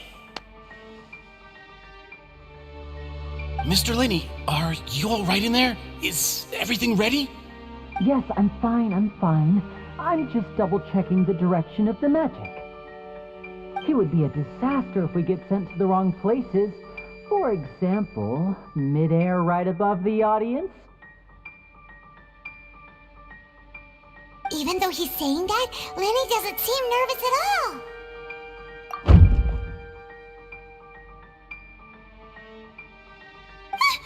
What was that noise? Did you hear it too?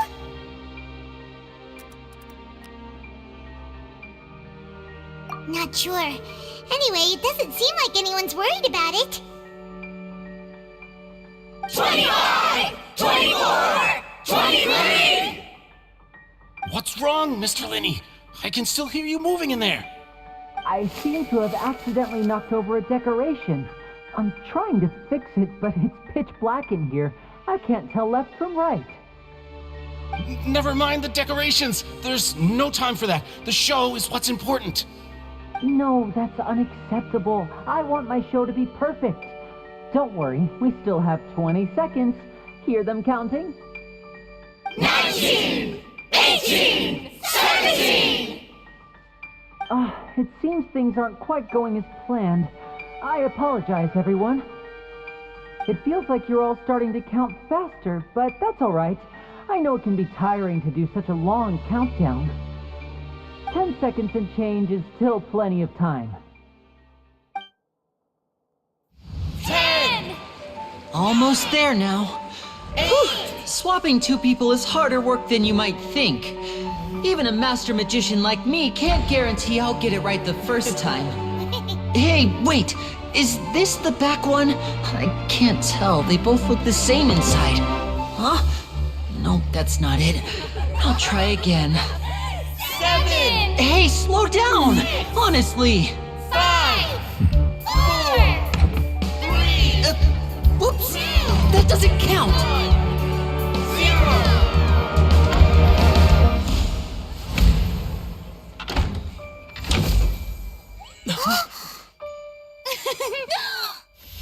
Ta-da!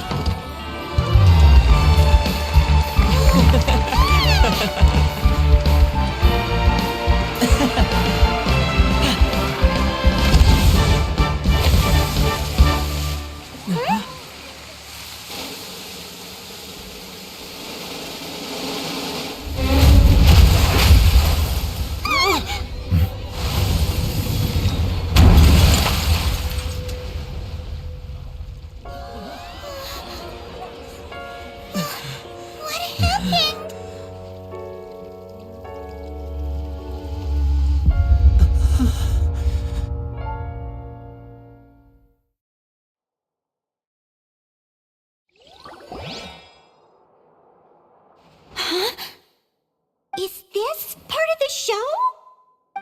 Mr. Lenny, you're going to use magic to fix the stage now, right? What happened?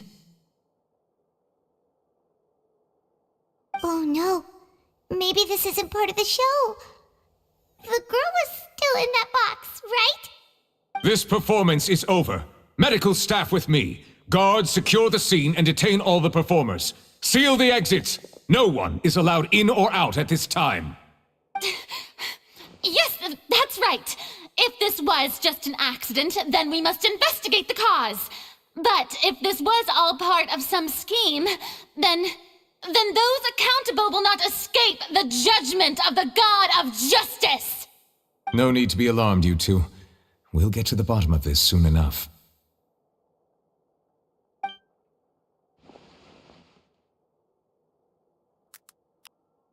Unfortunately, the person who is in the magic box has been pronounced dead. His name was Cowell, one of the assistants in Linny's magic troupe. Apparently, the fireworks on stage ignited the ropes that were suspending the water tank, which then caused the tank to fall onto the stage. As of now, we are still not sure why we found Cowell in the box, rather than the guest from the audience. And after an initial search of the area, the guards have confirmed that the girl is nowhere to be found. It appears that this incident was not merely some mishap with the performance. And there are many indications that it is connected with the case of the serial disappearances of young women. The serial disappearances case? That's the case that Charlotte mentioned before! I know the truth. I can see through the whole thing. Really, using such a shallow and obvious mystery as his finale. Did he really underestimate us that badly? I say that our powerful magician, Mr. Linny, is now the prime suspect for the serial disappearances case. Huh? Why me? This whole thing was an accident. No, this all occurred during your magic show, did it not? The missing girl disappeared after being chosen, did she not? The deceased is one of your assistants, is he not? Now that I think about it, that whole speech about magicians making things disappear was nothing more than a provocation, a bald-faced challenge. That can't be right! How can Linny do this? He was in the box on the stage the entire time! We can even hear his voice!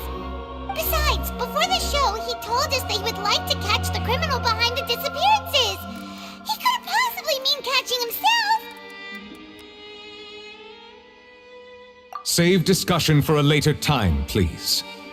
Lady Farina, may I assume that your comments just now constitute an accusation against Mr. Linny and his associates, and that you are pressing charges? Huh? I just think that I think it might be a little early to talk about formally pressing charges. But what Lady Farina said just now makes perfect sense. Looks like she's gonna personally deliver justice. A kidnapping and murder carried out under the cover of a magic show. Lady Farina said it all. Of course, my dear people. But what excites me even more than the obvious truth before our eyes is the opponent I'll be facing. That's right. I mean you, Traveler. You'll support Linny, won't you? After all, he was the one who helped you the first time we met. Then there's no problem at all. You know, the Traveler and I already had a duel the first time we met. But with Linny's help, our little duel ended in a draw. But draws really are the most boring possible outcome. So, no more draws. Between the two of us, there must be a clear winner and loser. And what better place to hold such a riveting showdown and decide the true victor than here, on the grandest of stages, the Opera Epiclese. Huh. It wasn't a draw. She obviously lost last time. I understand. Charges have now been pressed, and as such, a trial is in order. Well, Traveler, seems Lady Farina has set you in her sights. But putting her dramatic rhetoric aside for a moment, I would like to ask you, are you willing to act as Mr. Linny's attorney and defend him in this case? Very well. The trial will be held a day from now in the Opera House. Both sides may investigate the scene to build their cases and search for the truth.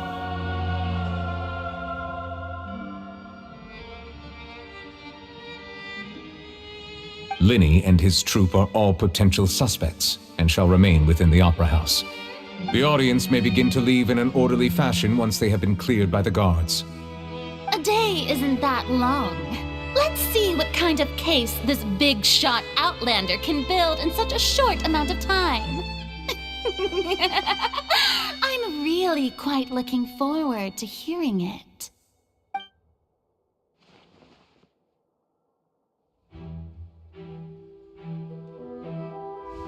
Linny!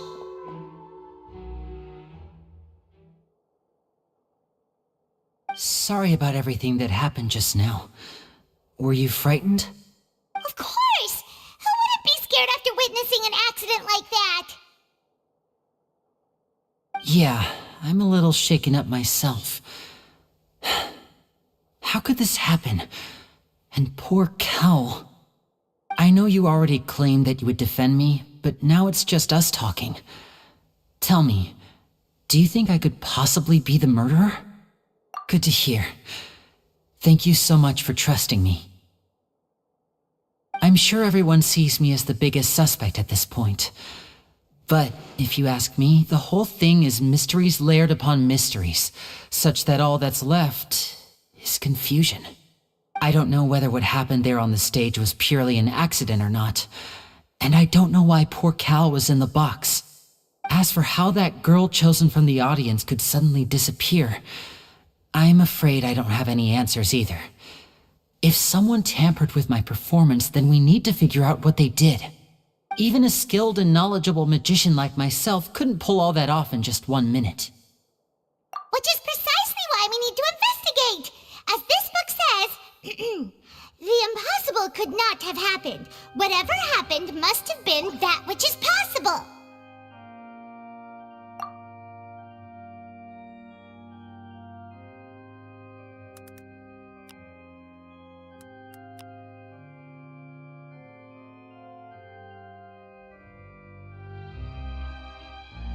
Paimon bought them when we were reading at the bookshop in the city earlier. Pretty cool, huh?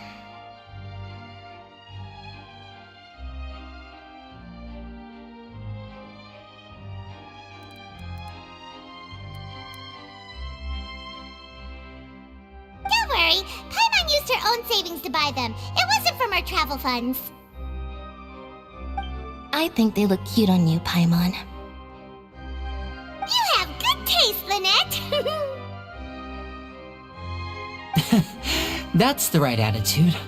Feeling depressed isn't going to help me now. I need to get back to my normal self. But with the guards watching our every move, it's going to be especially difficult for Lynette and I to prove our own innocence. Good thing you agreed to be our attorneys. Thanks for that. We'll be counting on you. Yes, thank you so much. Yeah, just leave it to us.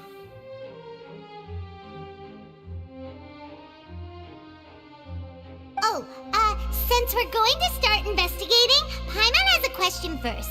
Where did Lynette go during the performance? Well, I'm afraid that would involve some of our essential trade secrets as magicians.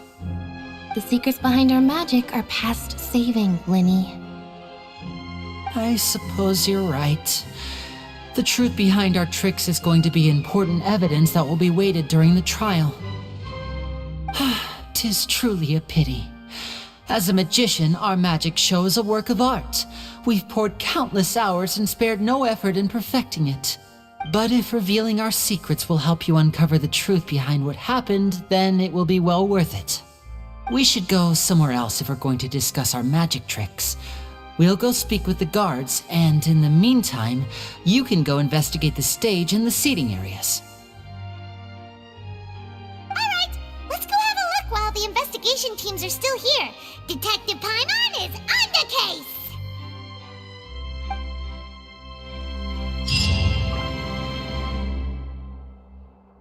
Hello, officer. How's the investigation going? I see. You must be the traveler that Lady Farina mentioned. Listen, I'll be perfectly honest with you. I'd avoid getting mixed up in this whirlpool of a mess if I were you. Huh? What do you mean? Come with me and you'll see. The deceased is one of Linny's assistants named Cal. Even though he hadn't joined the troupe long, he was hardworking and everyone generally liked him.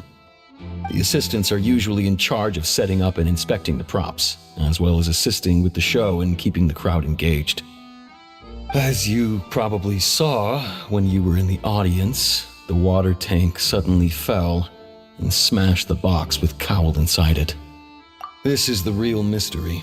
We've already searched the scene and were unable to find any traces of the girl. However, if you look carefully, the box was positioned directly under the water tank. The ropes holding the tank were then burned by the pyrotechnics on stage, causing them to snap. All these factors lining up so perfectly makes it hard to see this as a mere accident. If anything, the more logical explanation is that the whole incident was intentionally planned, and Linny is the most likely person to have access to all these areas.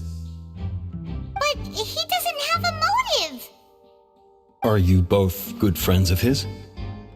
Well, you can't say we're good friends, but we've known each other for a little while. So in just a short time, he was not only able to win your trust, but even convince you to act as his attorneys. I know there's no such thing as magic. The real trick of a magician is holding the audience in the palm of their hand. I've seen a lot of cases, and I can tell you that people are the least reliable kind of evidence. Sorry, I tend to be pretty straightforward. Just know that I'm warning you for your own good. Anyway, you may investigate the scene of the crime yourselves if you're curious. Who knows, maybe you'll be able to come up with some new evidence.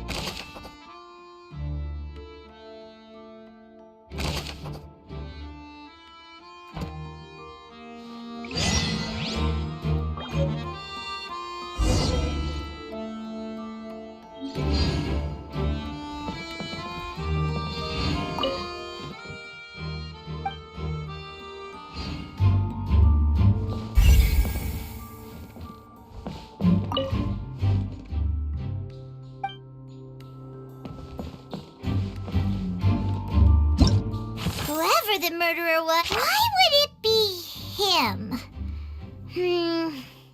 How strange.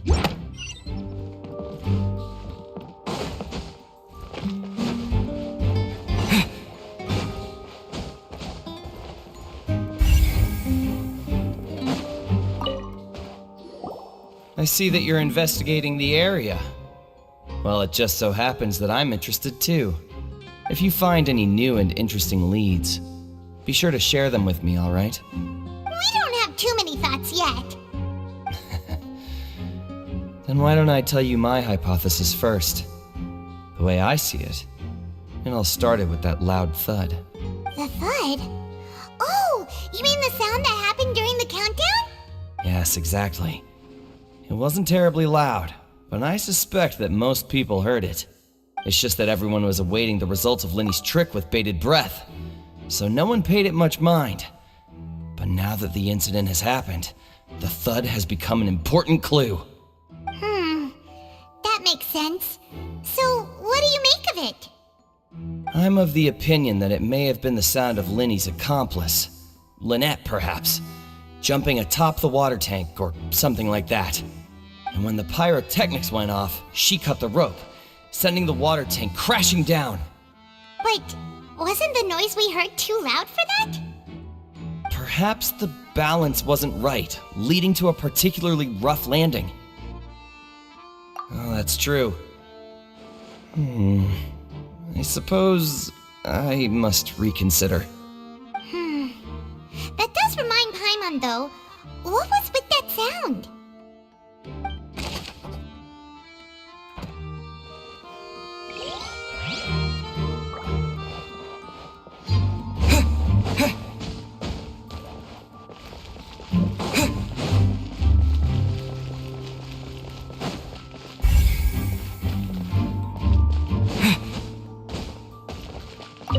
Lenny's still talking to the guard. I think someone will be...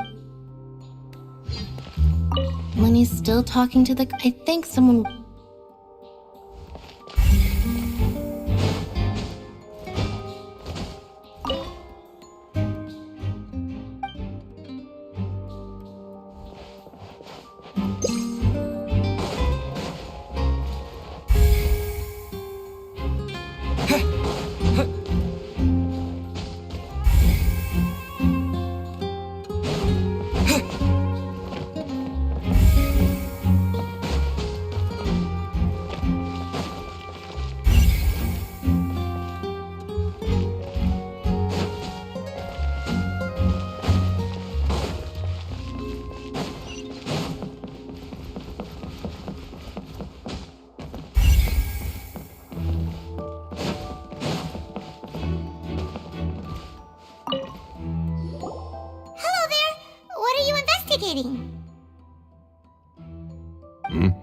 Oh, this location has also been cordoned off because the Magic Troop members are currently considered prime suspects.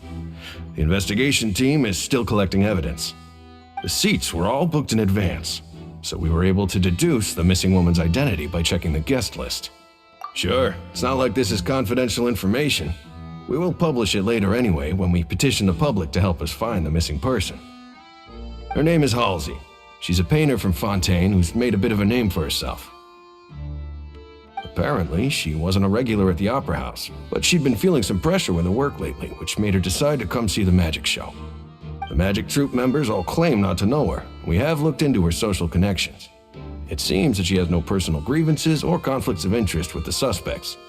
Simply put, she wasn't related to the Magic Troop at all, which matches the features of the previous serial disappearances. Were the victims of previous cases also chosen at random? That's how it seems to us, in any case. Apart from the fact that they were all young women of around the same age range, there really weren't any other connections between them. Okay then. No need to be so formal. If you do happen to see the missing girl, please be sure to contact us. It is of utmost importance that we get to the bottom of these disappearances.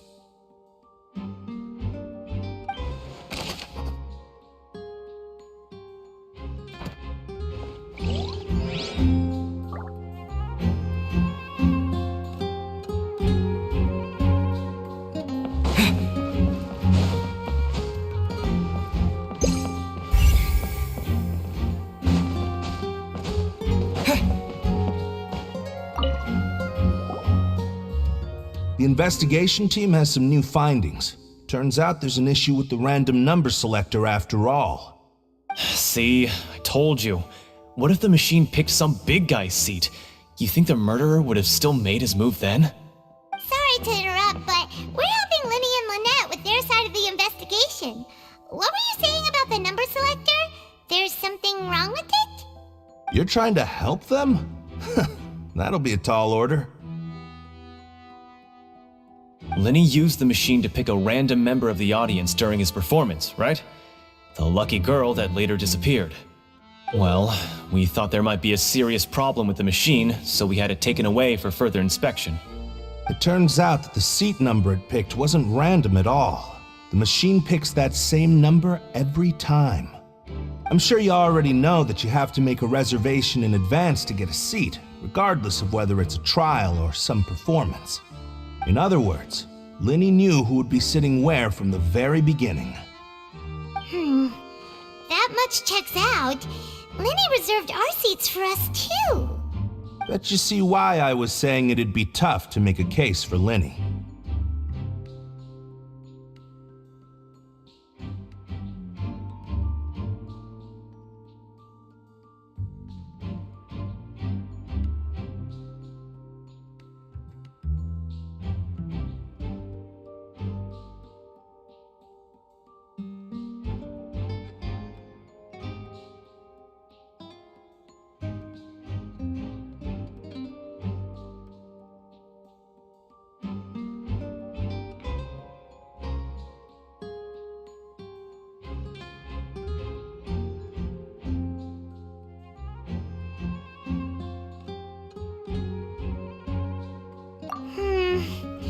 Even though it's bad for Linny's case, Paimon had better write it down.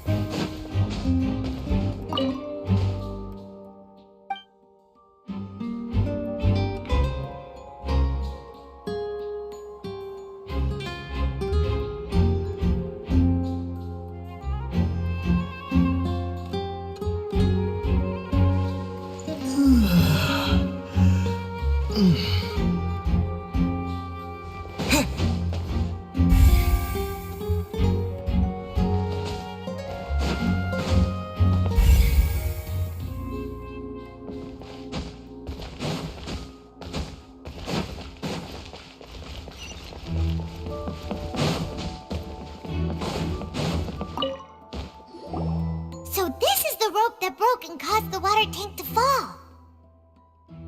The rope looks pretty durable. How can it be burned through so quickly by fireworks?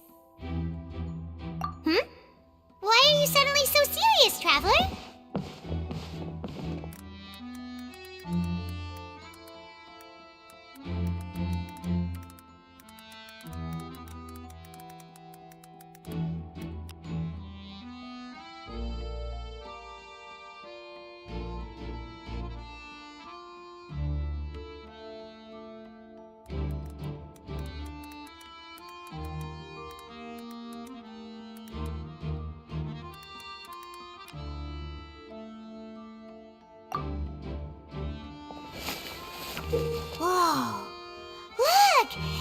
was made from different material.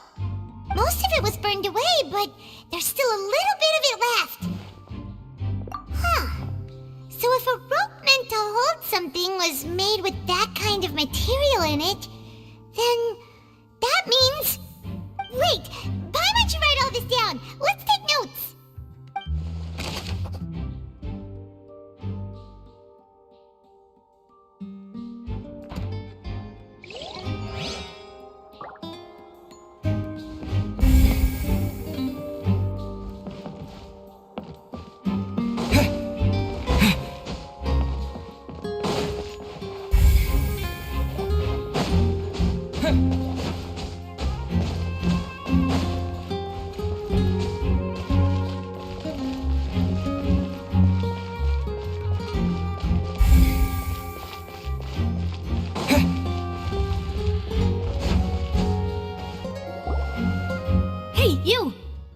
Both of you, over here.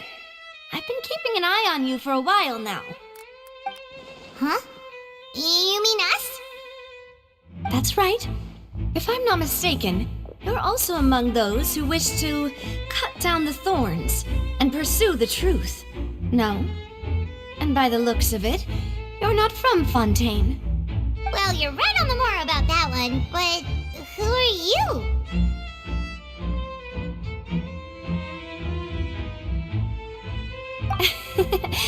Have you never heard of the Spina di Rosula?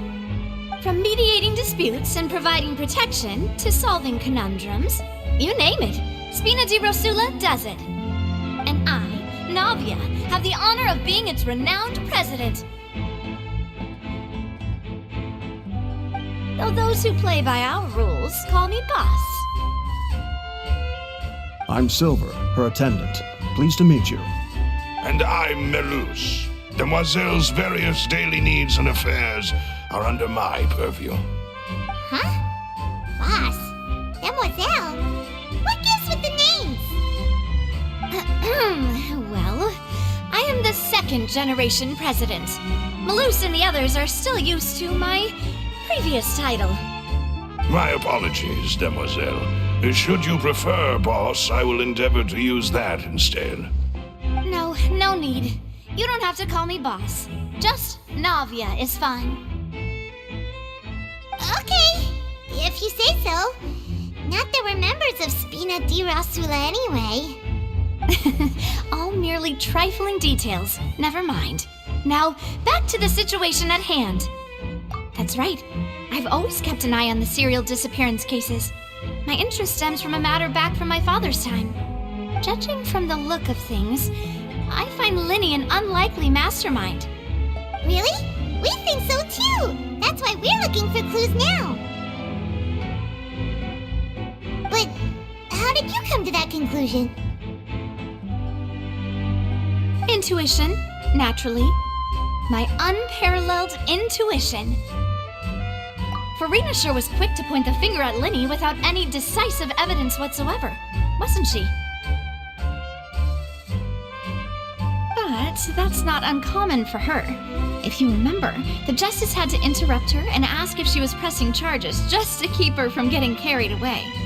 Anyway, a trial begins the moment someone levels charges. And, of course, there was no way Farina was going to back down in that situation. Sounds more like you just don't trust the Hydro Archon. Well, what's your opinion? I must admit that she can be interesting at times, but liking her doesn't mean that I'll blindly agree with her. All right, I've answered your question. Now, it's time you answer mine. Wait a minute, did that answer count? Well, I say it does. But don't worry, you won't hear any pointless questions from me. In your opinion, do you think it's right to treat a trial like it's an opera?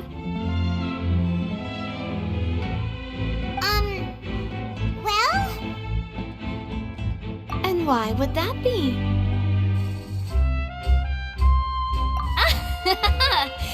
See, Silver and Melus? I told you they'd be different. Most astute of you, Demoiselle. I, too, think that the Traveler's response was most excellent. No matter how wonderful the script or how fervent the audience's expectations may be, the trials that go on stage here must be based in fact. And if that can be done, boss, then... All right, that's quite enough, Maloose. Anyway, I like your answer. You passed with flying colors. Now, I need to make some preparations, following which our joint investigation shall commence. You two shall be my assistants. Wait! Since when did we become assistants? Well, I can be the assistant, sure. Or your companion, if you like. I'm really not that fussy. That's more like it. Far be it from me to brag, but I believe that Demoiselle's intuition will be instrumental in uncovering the truth. You wish to save a friend from false accusations, and we wish to unravel the disappearances. In this sense, our goals are aligned. You have a point. You're quite the talker, aren't you, mister? And what about you over there? What do you think? You seem like you've got something on your mind. I have nothing to add. Oh, alrighty then. We'll be making some preparations first. Just be sure to let us know if they start revealing Lenny's tricks. Thanks!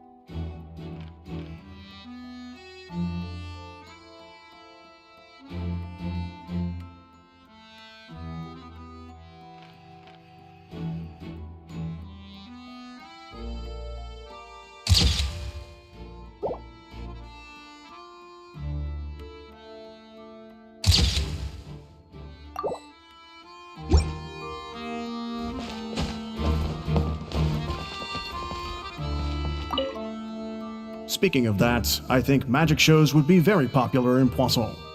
I could see that. Maybe Maybe I should try to learn some magic.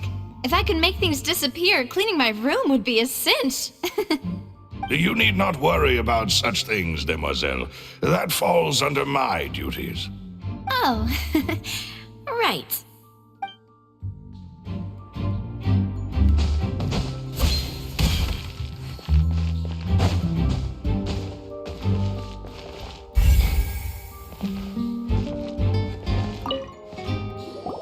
Sorry, but no one can freely enter or exit the Opera House at the moment. If you wish to leave, you must register your identity with us first.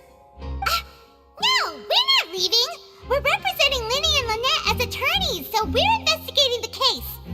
Were you always guarding this entrance?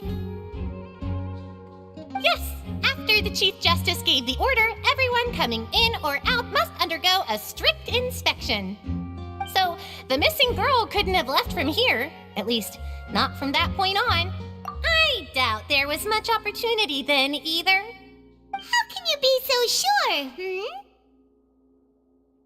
Well, because I was in charge of security near the entrance at that time.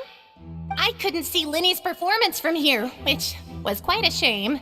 Just my luck.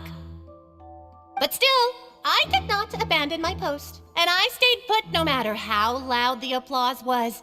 If someone had so much as even approached the door, I would have noticed it, let alone if they had tried to leave. We Melusines are good at that sort of thing, you know. So, it's safe to say the girl couldn't have left through here. Alright, thank you for your help. This'll be useful info.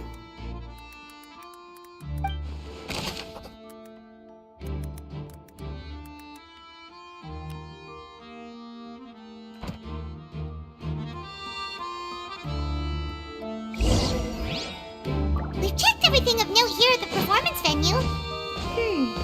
Paimon wonders how Linny's discussion with the guards is going. Let's go. Understood. Then I will be going with you. Just so you're aware, I will be monitoring your actions and making notes as necessary. Very good. Thanks for being so agreeable. I'd pull a rose out of my hat as a gift for you if I could. You may spare the pleasantries. I'm just doing my job. You've arrived. Who's this? Me?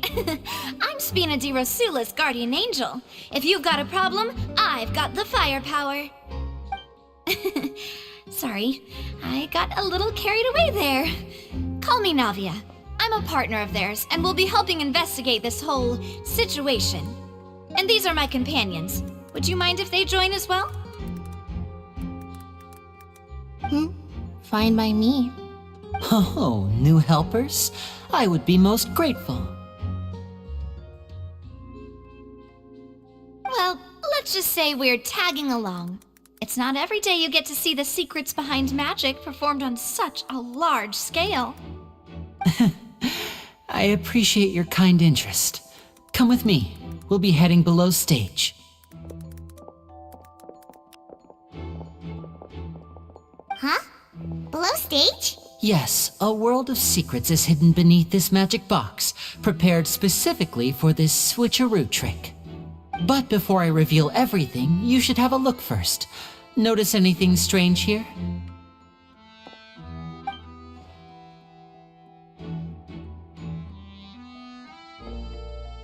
I'm not trying to be dramatic.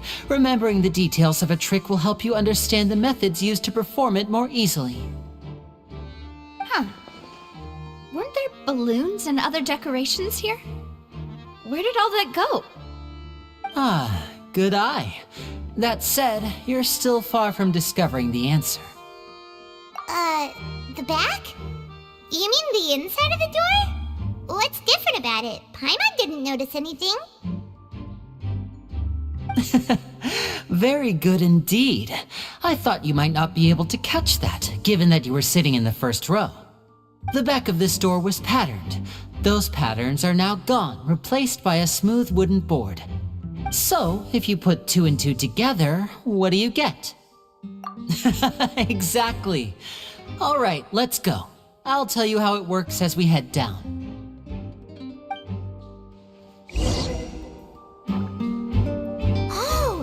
there was a passageway under the magic box! I knew you'd figure out most of it as soon as you saw this place. The two magic boxes are positioned right above the two entrances of the tunnel. See this flatbed trolley? The box with the lucky audience member in it would be shuttled over to the other side using the trolley. This trolley can raise and lower and even rotate, ensuring that the box will face in the right direction. I see. So that's the purpose of the box inside another box. Precisely. The inner box would descend after the audience member was put inside and be moved along the trolley, all while the outer box would remain on stage as if nothing had ever changed. So that's how you did it! Once the box was lowered, the trolley would store some energy through this device here, with which it would complete the rest of the steps.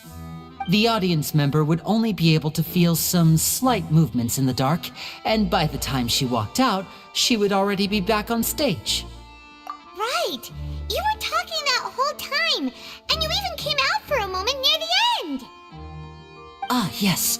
A phonograph operated by Lynette was used to achieve that effect. My assistant and I had already scripted our conversation beforehand. When the countdown began, I had already gone to the opposite box via a tunnel using that ladder. And what about Lynette? Where was she? I was in the mezzanine space in the back of the box. Oh, interesting! That's how we were able to coordinate Linny's lines with the assistant. And, by the way, I was the one who walked out of the box at the end. I mean, we are twins. All it takes is a change of clothes and no one can tell who's who. And that's my favorite part of this trick. Only Lynette and I can perform it. So that's how it all worked! Wow, every detail you revealed was more amazing than the last! Lynette would briefly walk out of the box and then go back in, jumping into the tunnel and escaping before the box on the trolley could finish ascending. And then I walk out of the other box in the audience area, and the trick would be complete. The operative word here being would. But as you saw, Cal was in the box, not our audience member. She, on the other hand, mysteriously vanished. We really don't know how that happened. If not for that interlude, this would have been an astonishing trick. I probably never would have figured out how you pulled it off. And yet, to think that someone was able to use this magic trick to commit a crime. Could we have a look around? I think we can come up with some more leads. This is the scene of the crime, so Linny and Lynette are not permitted to stay here. I'll escort them back up. Yes, of course. No need to be so strict now. I won't disappear into thin air, you know. Thanks, everyone. We're counting on you.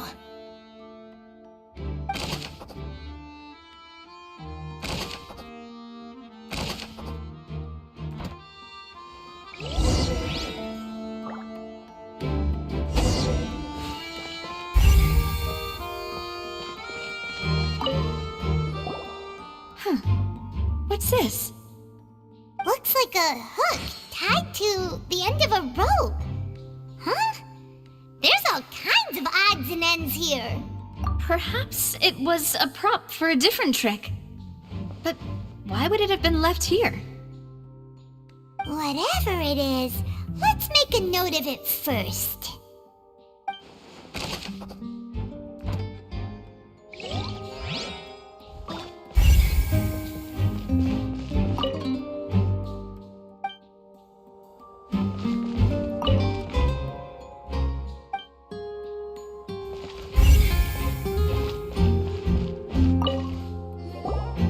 The floor is wet. Please be careful not to slip. Speaking of which, why would there be water here? Oh, Paimon knows! It's one of those tricks where you pour water into a jug and then flip the jug over only for the water to disappear?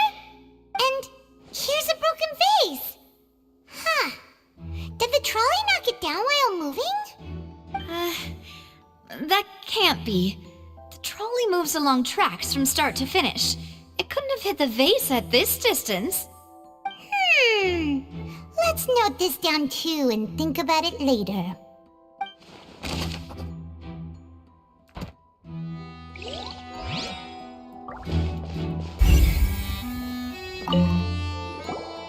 Oh, these are the clothes that the lady chosen from the audience was wearing, right? Her clothes are here, but she's nowhere to be found. Right. And do you really need to do that if you're kidnapping them? Ugh, this is so confusing. Paimon doesn't want to be a detective anymore.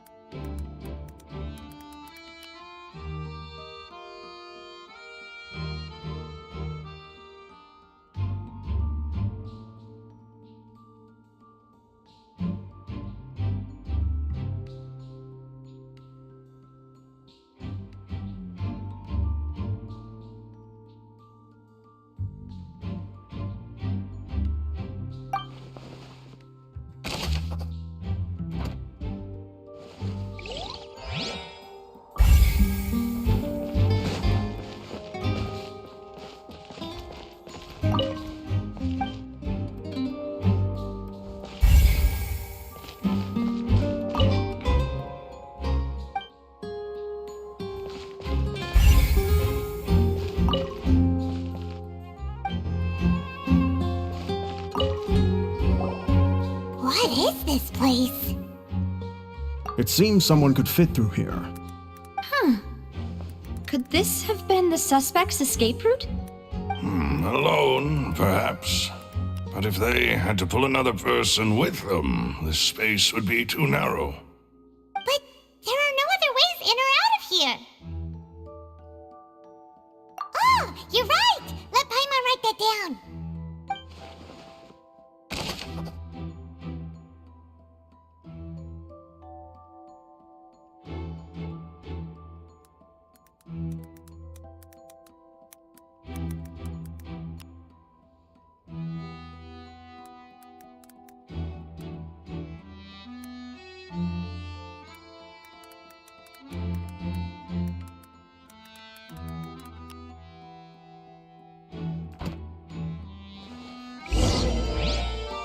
Seems we're just about done investigating down here. Yes, let's head back up.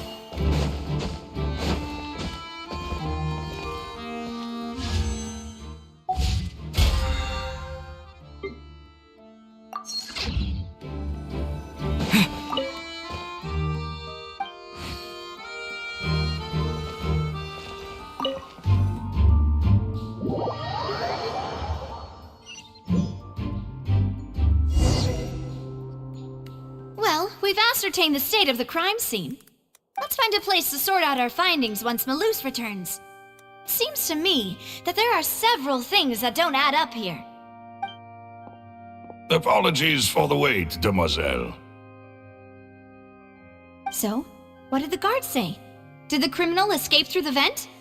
They believe the odds of that are very low, since the vent leads to the Opera House's basement. The guards have checked the area carefully.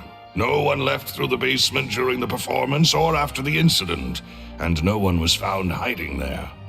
So the tunnels become like a secret chamber then! You know, like the kind you usually see in novels! The plot thickens. Halsey's disappearance and Cowell's death are both quite inexplicable. No wonder Farina was so confident in her accusation. All the current evidence points toward Linny and Lynette. In other words, the charges are very likely to be upheld unless we make some considerable progress.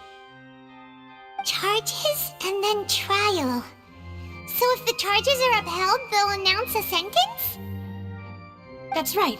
This is how a trial goes in the Opera House. During the proceedings, the Chief Justice and the Oratrice will hear statements from both sides. That's right. This is how indemnitium is produced.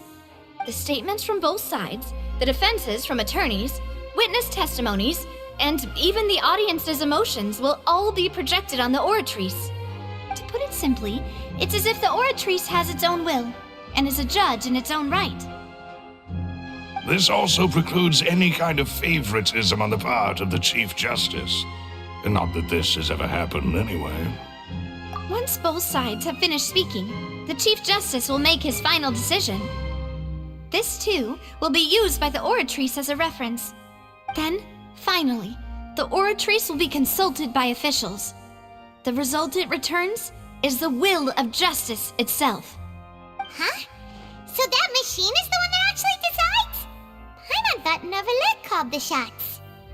In practice, there is very little difference. Both have always come to the same judgment, which is why people have great faith in the Chief Justice. Yes, the guards also asked me to convey that none of us will be allowed to leave this place before the trial. Huh? Why? Because we've chosen to act as the twins' proxies. That makes us persons related to the case. They're concerned that we might be colluding with outside parties, or that we might find outside help to disrupt the case. And even if that were not so, it could prove problematic if we happen to spread key information about the case ahead of time. I'm ready to break out at any time. Whoa! There's no need for that! Paimon thinks they have a point! That said, are they providing food? Of course. I just hope you don't mind the lack of options. I'm afraid that catering to all tastes is not in the cards, nor is any guarantee of balanced nutrition. In that case, let's just sort out our findings together here. Pity. I was hoping to take you to try some of Fontaine's famous desserts, too. I mean, what better way to properly think through our findings than over some tea and sweets? Huh. Breaking out suddenly doesn't seem like such a bad idea after all. Just kidding! Paimon will still do her best, even if there are no snacks. What do you mean, no snacks? Of course we'll have snacks. If we cannot buy some, then we'll simply make some. Huh? Here? But how? Understood, mademoiselle. Everyone, please come with me.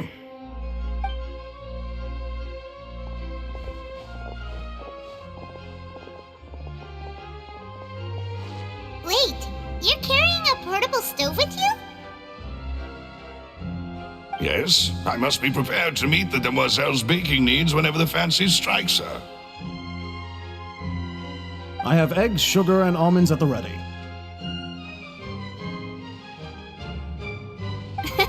Good work, you two. Then I'll get to it. Please sit tight for a moment. You'll get to taste my awesome snacks soon enough. These three are quite the interesting group.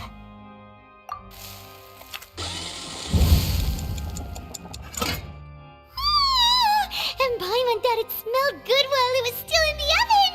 Oh, it's even better now. Paimon can't stop drooling. From the way you had these two guys carrying all that stuff around, Paimon thought you'd have them do more during the baking process. But you ended up doing the entire thing by yourself! Beating the egg whites, grinding almonds, everything! I was applauding. And I was giving encouraging smiles. Paimon was just thinking, aren't you worried about getting your fancy dress dirty, beating egg whites and baking like this? Well, I don't think it's carved in stone anywhere that fancy ladies can only read books, sip tea, ride horses, and play the piano. I just really enjoy making snacks. Don't underestimate beating egg whites, by the way. It's a real arm workout. You also need to beat them to just the right consistency, or your macarons will crack. Anyway, give these a try, fresh out of the oven. There's 3 for each of us. Only 3? Well, eating too many sweet treats might send all that sugar to your head. You wouldn't be able to think clearly about the case on a sugar rush, would you? Tea is ready to be served as well. This is Demoiselle's favorite, strong black tea with a floral fragrance that clears the mind and lifts the spirit. No need for concern, I'm merely doing as I should.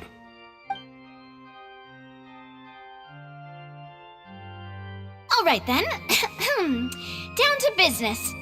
As Paimon mentioned previously, the tunnel seems to be something of a secret chamber. However, we can assume that Linny and Lynette were not alone within it. Some criminal also occupied its sealed confines. The magician twins could have committed the crimes, of course, but they lack any logical motive. Exactly! Why would they do such a thing right when everyone was watching? The flower vase and the thud we heard during the performance could indicate some altercation between Halsey and the criminal in the tunnel, resulting in the shattering of the vase, the discarding of her clothes, and her abduction. Perhaps the criminal thought that since she was chosen from the crowd, she would be too easy to identify if she was still wearing the same clothes. Paimon thinks that makes sense, but the real trouble is... True. None of the clues we found thus far support the existence of this third person. But the only people left to consider are both technically victims, whether it's the missing girl, Halsey, or poor Cowell. Huh. Could Halsey have secretly made modifications to the magic props in order to murder Cowell before making her escape? That's right. And even if she had tampered with the setup, she would need to understand the entire trick to pull it off. Nor does she have any motive. The guard said that she has never had any dealings with the Magic Troop's members. Were we not thorough enough in our search? From the sound of things, this is turning into an impossible case. Your macarons are amazing though, Navia. They smell great! They're nice and crisp and super sweet! They are my specialty after all. And I see you've already had 5 of them. What? 5? Oh, that can't be right. Paimon only counted 3, honest! Please don't worry about it. At my age, a few less sweets might actually be a good thing. No. Being greedy is one thing, but Paimon knows how to count. Besides, Paimon knows that if she ate too many, then others wouldn't have enough. Wait, even you don't believe Paimon? How could you? If Paimon ate those 2 extra macarons, then may they turn into stone in her stomach! All right, we get it. Well, I suppose one of us might have gotten too engrossed in our chat and eaten them by mistake. No big deal. Maloose, set up the stove again if you would. Huh? What are you doing? Making sure everyone gets 3 macarons, of course. Exactly. We don't want to trouble you. As you wish, demoiselle. And I have the egg, sugar, and almonds. Well, this really is your hobby, huh?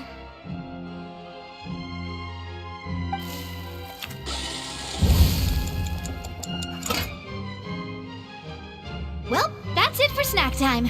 I'm going to have another look around the area. I don't know what we're looking for yet, but we've still got some time. As attorneys, I suggest the 2 of you think the case over again. It would be awkward if you got all tongue-tied on stage during the trial. All right, thanks for your help and for the snacks. It was nothing. A small task for the Spina di Rosula.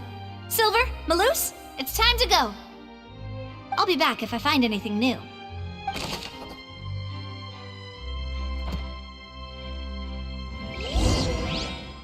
All right, it's time to put our heads together. We've got to get our defense ready for the trial. Oh, it's probably gonna be a long and difficult case. There's no point in worrying about that now. We just need to prepare. Here, take Paimon's notes. They should help you review the situation.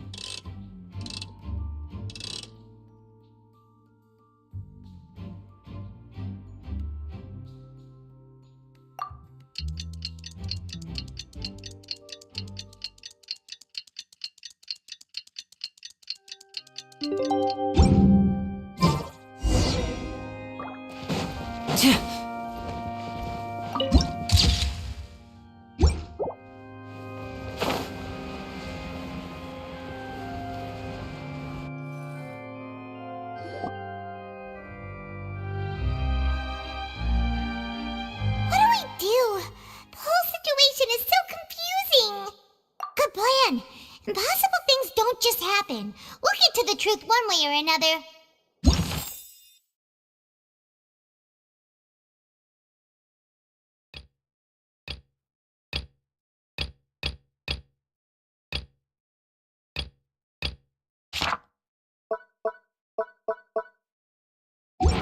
Just relax. Even if everyone else suspects Lenny and Lynette, at least we will be supporting them from the stands. Besides, I doubt Farina understands any more about what happened than we do. Thanks, Navia. Well, we'll be going then. Best of luck to you.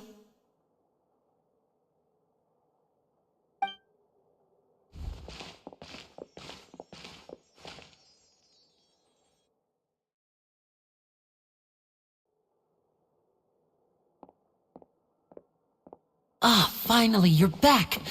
Well, how did your investigation go? To be honest, you might be disappointed. No. We're already very grateful that you were willing to help. Well now, don't you all look disappointed. Don't tell me that your investigation came up empty-handed. That was to be expected, of course. The guilty can never produce proof of their innocence. But don't let that stop you. I shall be terribly disappointed should you, my most anticipated foe, concede so easily. Since both parties are present, I declare that the trial regarding the magic show incident is now in session. Firstly, in order for the audience to understand the causes and results of the incident, could we please have Mr. Linney explain the trick? Yes, of course.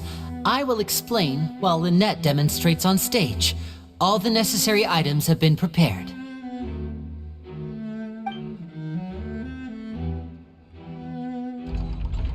Thank you, Mr. Linney.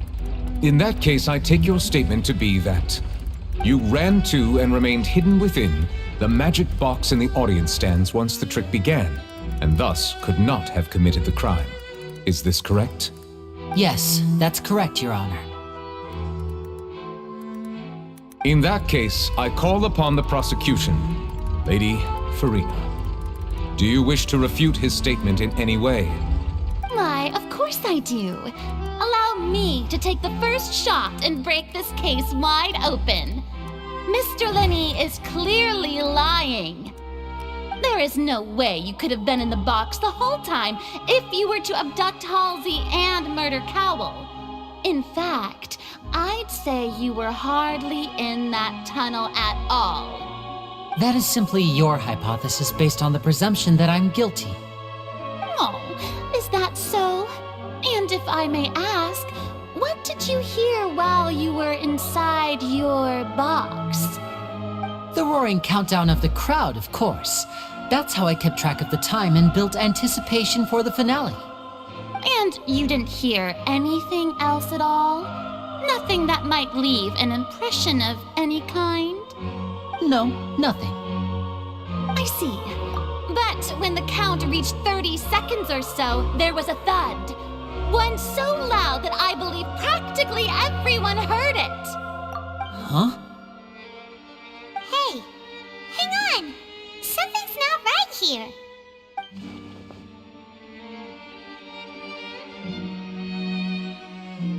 Yeah, I'm sure he could have heard a noise that loud from inside the box. I was right by the box and I definitely heard the thud. Look at those scales. Could those mean... Well then, ladies and gentlemen, allow me to use the words of the magician himself. You never know what can happen in the blink of an eye. Indeed, it seems his alibi can also collapse in the blink of an eye. course, I have armed myself to do far more than smash your alibi. Confidence cannot go unfounded, and my foundations are rock solid. Tell me, aren't you and Lynette actually from the House of the Hearth? The House of the Hearth?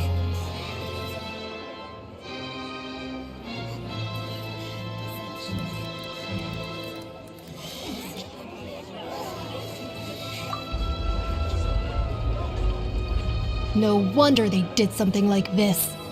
So the serial disappearances were the Fatsui's doing. Now it all makes sense. I've got a feeling that what happened on stage probably wasn't just an accident.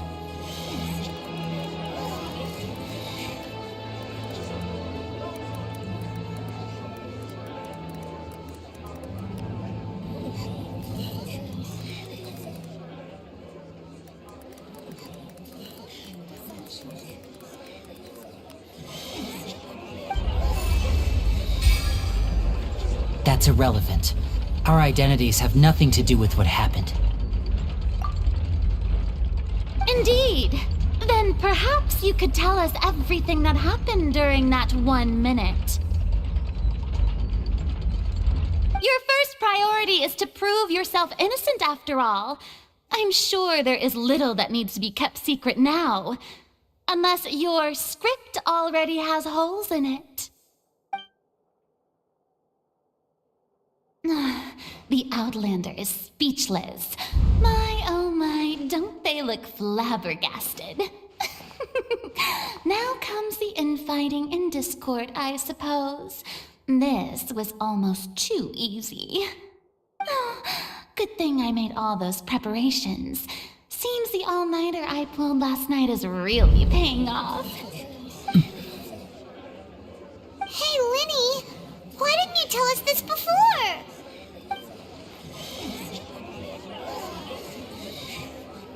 Order! Order! Mr. Linney, allow me to re-establish the facts. Lady Farina has raised 2 points.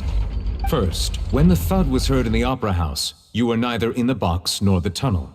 Second, you and Ms. Lynette are both members of the House of the Hearth. Are these claims true?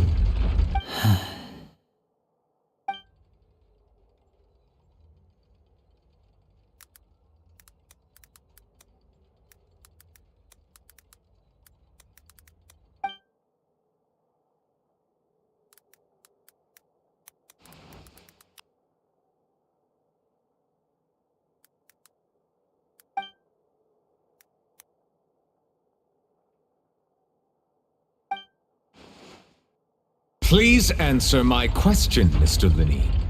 I'm sorry. Yes, they're true, Your Honor.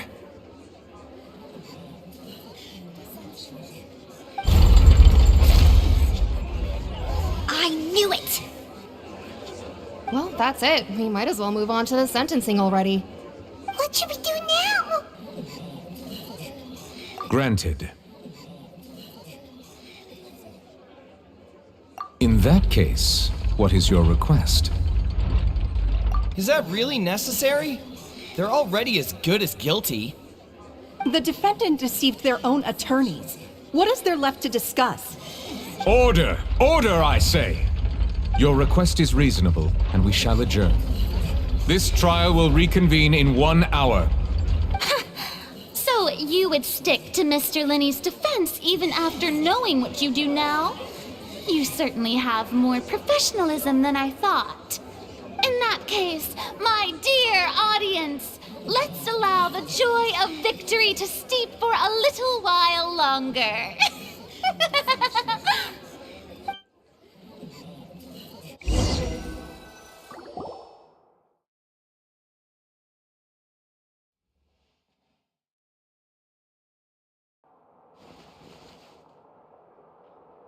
Well, this is awkward.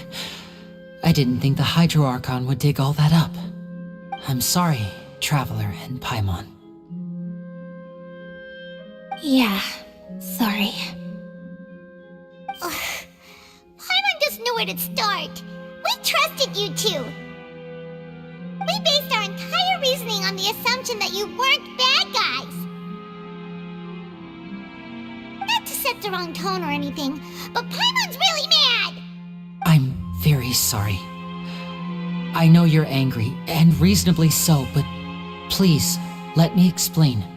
I know you've clashed with the Fatui several times before. I wouldn't be surprised if just hearing the word is enough to make you upset. But our organization is very, very large, and the Harbingers have very different personalities and goals. Right now, we want to save people. As many as we can. That's right. I'm sure we're on the same page when it comes to this nation and the disaster that its people might face. I knew if it weren't for our respective identities, we could become good friends. That's why I didn't wish to flat out lie to you, but chose to hide some details instead. The truth is very important, but being completely transparent about everything would see us spending more effort than we need to. Right. So, you be the judge. Heck, if I were you, I fear that I'd even struggle to trust me at this point. You met a Fatus who works as a magician, a trickster by trade. All by coincidence, too. But still, I'm asking you to trust me. I am no criminal. At least, not in this case. Sorry. Please forgive us. Well, you both say that, but... Right, let's hear your answer first, and no lies now! Of course. I'll answer any question you ask. We've been trying to find out how the Oratrice operates. We want to know why it has a consciousness. Why can it deliver sentences accurately? During our investigations, we learned that the machine's core is beneath it. From that moment on, Lynette and I have been designing this box swap trick with the objective of getting close to the core. Is that why you needed a whole minute? That's right. In truth, the audience would take about 75 seconds to count down from 60, while I would only need 15 to get to the opposite box. So, after jumping into the tunnel, I accessed the Opera House basement via the vent, and went to investigate the room in which the core is stored. That air vent was created during the construction of the tunnel specifically to execute this step. Well, nothing. As soon as I reached that room and was about to investigate, I heard someone's voice. Which should have been impossible, of course. I was quite certain that I was the only one in the room. That voice seemed to recognize me and tried to speak to me. I chose to err on the side of caution and retreated the way I came.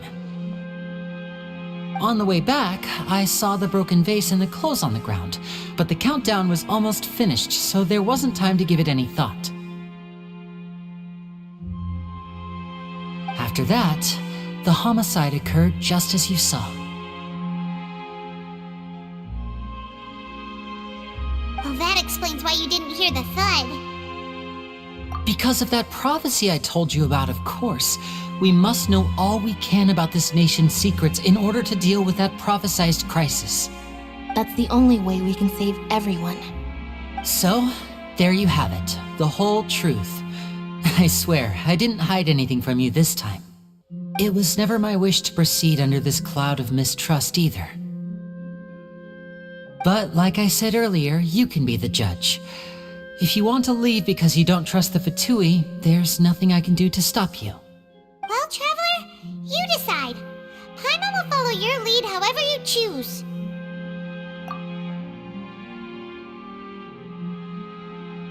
Okay, thank you. Thanks for giving us a chance. The current problem is that the scales are tipped pretty badly against you two.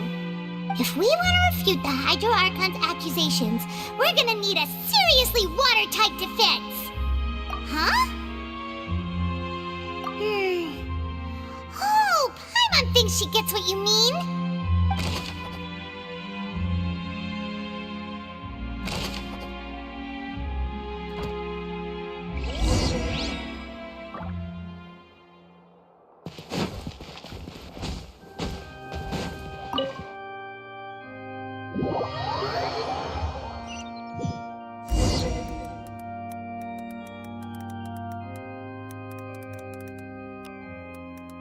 Both parties have returned to their positions.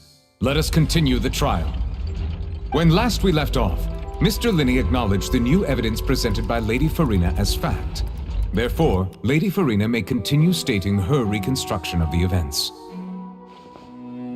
Ugh, that took long enough. Now then, if everyone would lend me their attention. At this stage, let's revisit that scene from Linney's perspective.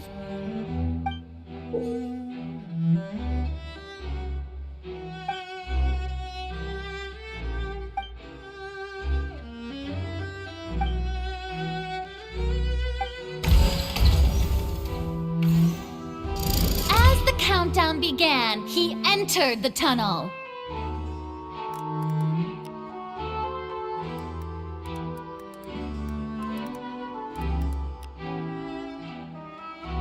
When the flatbed trolley passed, he opened the box and got into an altercation with Halsey, which caused the loud thud.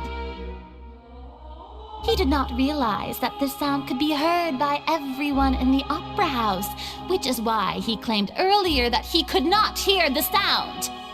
Finally, he used the vase to knock her out, before making her change clothes to prevent others from recognizing her. At this time, Cowell arrived in the tunnel, having heard that strange noise, and caught Linney red-handed. So Linney proceeded to knock him out too before stuffing him into that box. Afterward, Linney passed the unconscious Halsey to his accomplice through the magic box in the audience stands, before operating the devices such that Cowell's death would be ruled an accident. And there you have it. That's the truth behind what happened. Does the defendant's side have any objections to Lady Farina's description of the events? The key to refuting Lady Farina is the order of events, what Linney experienced and what he saw.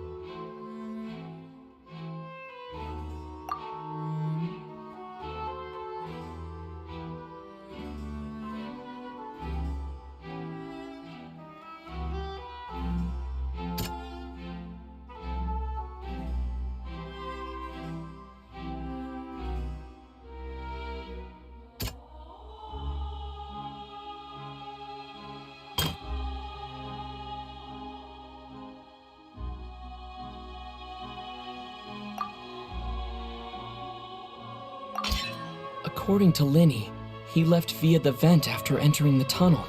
He couldn't have had that altercation with Halsey.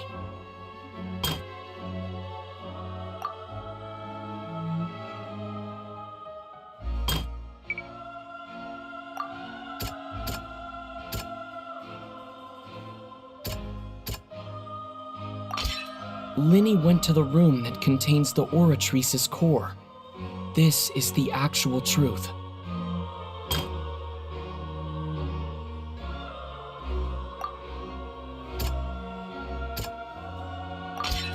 Linney did not take part in the underground altercation.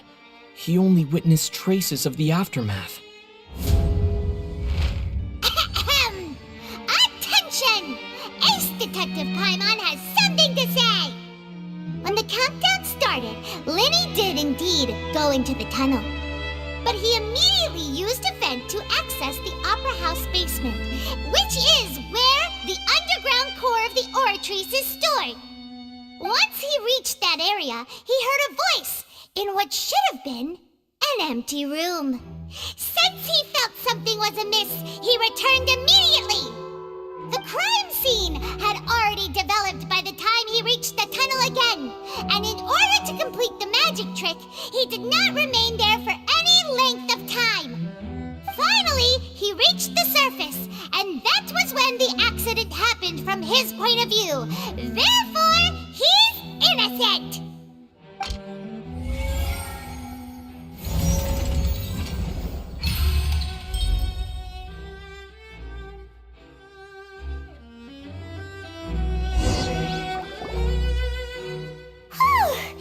Paimon did it! Paimon actually managed to say all that! Wasn't it awesome? In other words, you believe that he knew nothing of the incident? That's right! My reasoning? If that's the case, then if Cowell hadn't entered the tunnel, who was the entire setup meant to kill?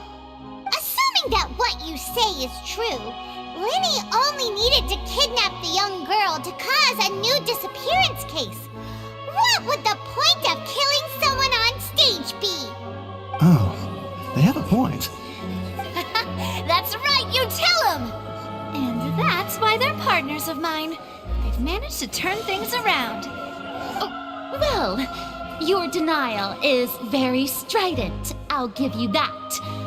But what proof do you have to back your claims?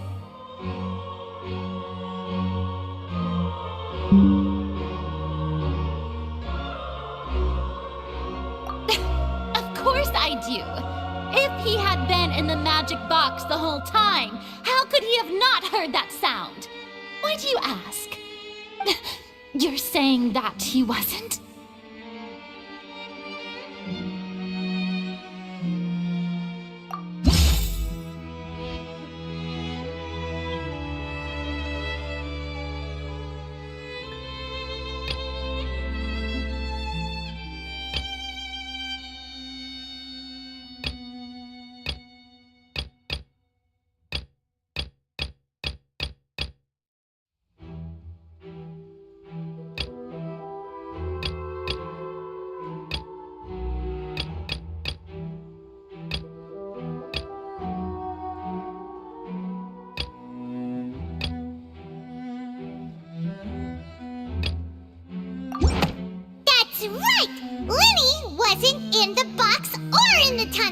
That's why he didn't hear anything strange during the performance. This means that when the crime happened, Linny had already entered the basement via the vent. The same clue you used to disprove his alibi has now become the best proof! How do you like that? Well played. To think you'd use such logic. Well then, if it wasn't Linny who committed the crimes, then who was it?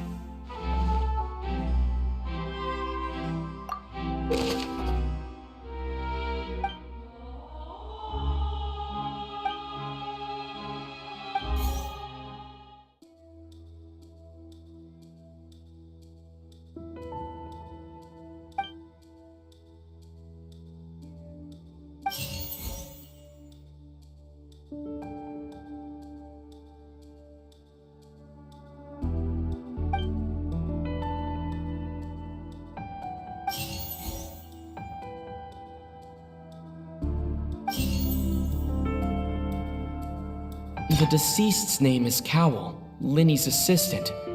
He would have been able to tamper with the equipment.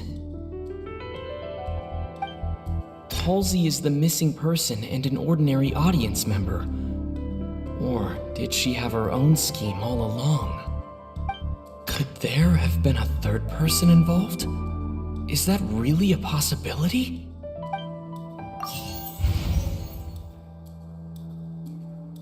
Halsey is the missing person.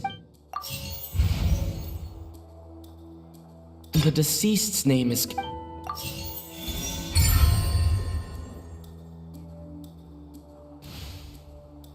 Huh? That can't be right. Are you serious? The killer was, in fact, Cowl, the deceased! Oh, is that so? How interesting! Let's hear your reasoning then. What I must do next is recreate the truth. What Cowl did, and how he went from would-be perpetrator to victim.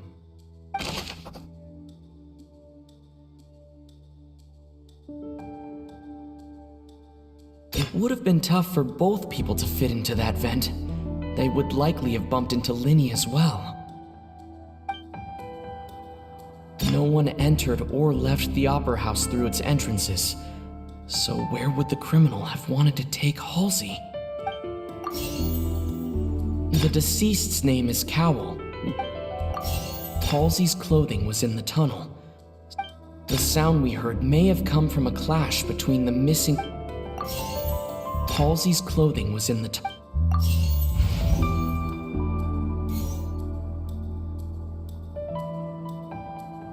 Linny was not in the tunnel at that moment. Halsey's clothing was in the tunnel. The sound we heard may have come from a clash between... The deceased's name is... No one entered or left the Opera House through its entrances. The deceased's name is... It would have been tough for both people...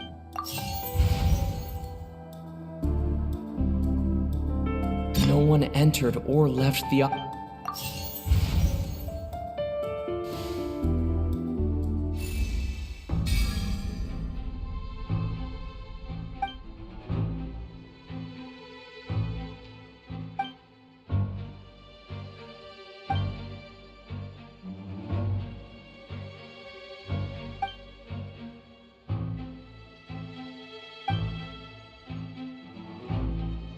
What's wrong, Traveler? Are you still having trouble figuring things out? I see how it is. So this was all just a bluff. And here I thought you had something to show for it. But it seems you're still far from the truth. Look, since we're at a dead end, why not consider a different track? Just like the trick as it transpired, the end result must have been utterly different from the magician's initial design. If only we knew how Halsey disappeared. Well, that would be nice, but the tunnel only has 3 exits, and none of them seem very likely. And it's not like this is a magic trick where you can just make a real live person disappear. You know, like you did from that water tank, Lynette. Excuse my interruption, dear opponents, but do you not see that the crowd is growing impatient? There is no greater sin in this opera house than an awkward delay in the performance.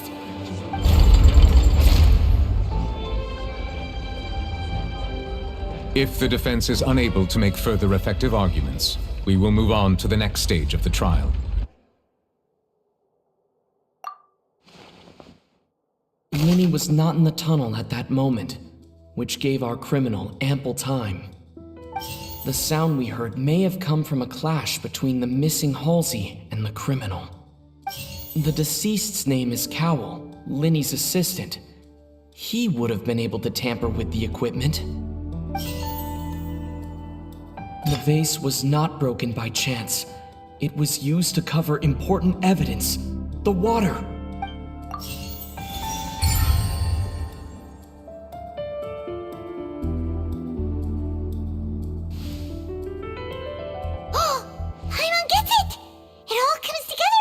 Disappeared instead of being kidnapped? Lynette escaped from the water tank, vanishing gradually and leaving only clothes behind. If there's a similar method where a person could be transformed into water... Oh, just a moment, please. I do hope you know how preposterous you sound at the moment. How could a person ever be transformed into water? This is reality we're talking about here, not some magic trick. Must we really? I should think that of anyone. Your friend Linny already knows this truth very well. Magic tricks are ultimately just illusions and misdirection. But Halsey's disappearance is very real. We're talking about two completely different things. Even so, I trust the Traveler's judgment. The truth must be out there somewhere. Perhaps some new line of reasoning may open if we try to gather all the focal points that don't make sense. Since Cal was the deceased, we haven't placed much attention on him. But given that we aren't making much progress with the case, it wouldn't hurt to have a look at his belongings, would it? People really do come up with all sorts of harebrained schemes when at the end of their rope.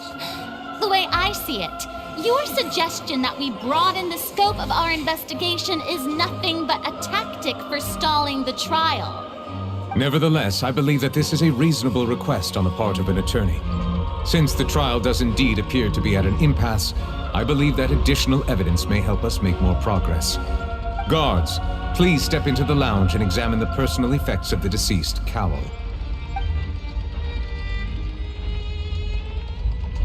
We are still examining the items, but we have already made critical progress that we feel must be shared with everyone post-haste. We discovered several test tubes of fluid within Cowell's baggage, each labeled separately. The notebook in his backpack claims that these fluids are water from the primordial sea. The primordial sea? The note's contents also indicate that Cowell belonged to an organization that sells illegal drugs and that he had an accomplice. The notebook has many entries concerning safe usage of these fluids, in which the keyword dissolve appears many times. One of these tubes was labeled Opera Epiclese, along with yesterday's date. It is empty. The notes also state that these dissolution properties work exclusively on people from Fontaine. It's likely that Halsey was chosen as some sort of test subject. As such, we believe that the defense's hypothesis is, in fact, supported by sufficient evidence. You've got to be kidding! People dissolving into water? Could something so ridiculous actually be true? Wait a moment. This reminds me of a certain prophecy, but it's just a coincidence, isn't it? Huh. If people can become water, does that mean that the water tank's real use was as a means to hide water stains? And if Cowell was targeting that girl... Wait just a minute. Could that mean... You two, with me, quick! Demoiselle, wait! What about your partners? Let's go. Just trust me. Order! Order! It is undeniable that further examination of the deceased's personal effects has yielded some surprising results, but we cannot yet verify the veracity of these clues.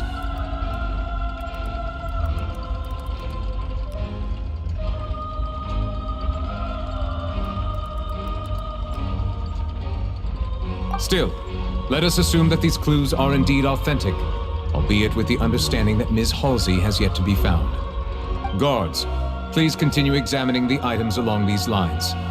Mr. Linney, it appears your hypothesis is supported by the evidence, so please continue speaking. Of course. Thank you, Your Honor. If we uphold this hypothesis, I believe that many of this case's seemingly unrelated clues can be connected together. Right! Like the metal hook! That one didn't make sense at all. Let's think about this. Cowell's methods must have something to do with that water from the primordial sea. The water from the primordial sea should already have been prepped before Halsey entered the magic box.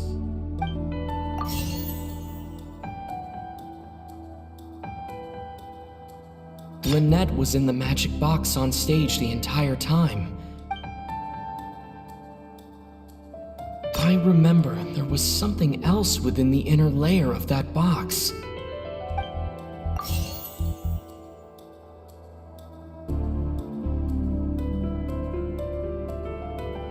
Now it seems like the hook rope was not meant for another magic trick.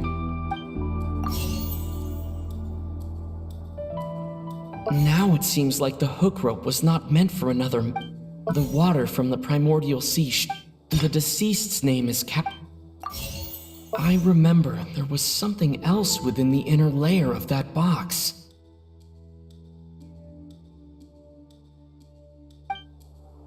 Now it seems like the hook... The water from the primordial sea should have...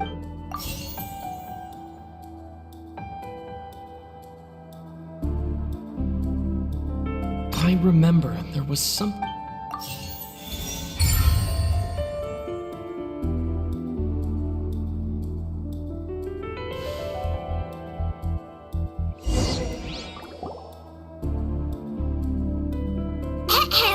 It's Ace Detective Paimon's time to shine again!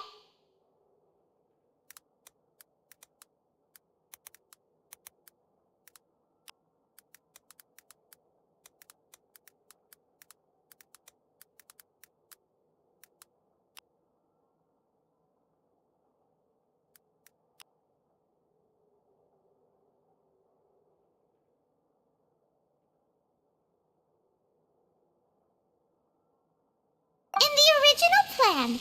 Cowl would tamper with the water tank rope and the number selector securing his target. When the magic box containing Halsey was lowered, the metal hook would retract gradually and pierce the balloon at the top of the box. When the balloon attached to the box popped, the water from the primordial seed inside it would pour down and dissolve Halsey. Afterward, Cowl would enter the tunnel and break the flower vase to conceal the water inside the tunnel, with the remaining evidence being covered up by the water tank on stage. But he encountered something unexpected in the tunnel, and wound up being fatally hit by the same water tank he meant to use to cover his tracks. Huh, that does make sense. That actually links together a lot of the more confusing pieces of evidence.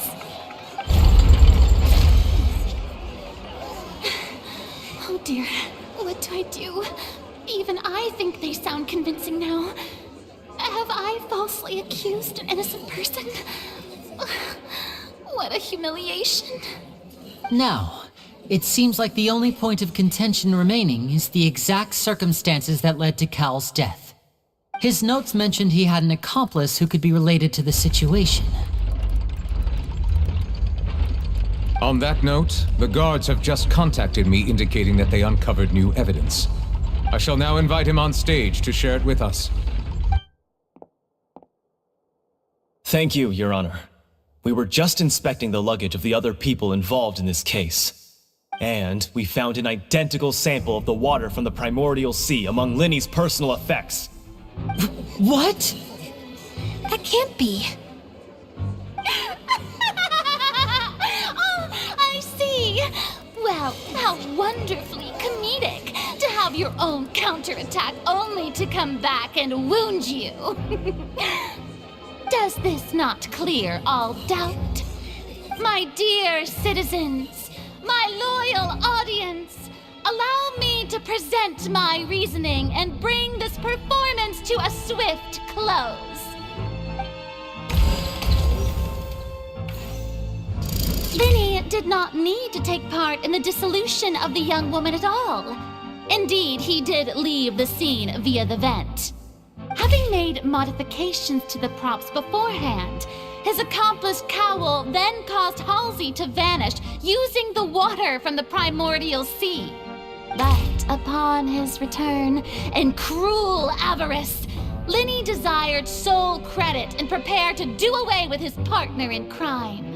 Ultimately, he knocked Cowl out, and the tool meant to cover the crime up also became a murder weapon. Now, as much as I regret having come to such a viciously straightforward conclusion, it does seem that the famed F2P is quite the cold-blooded and ruthless organization.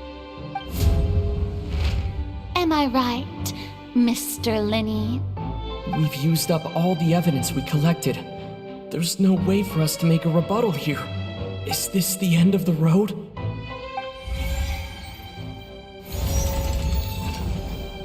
Oh no!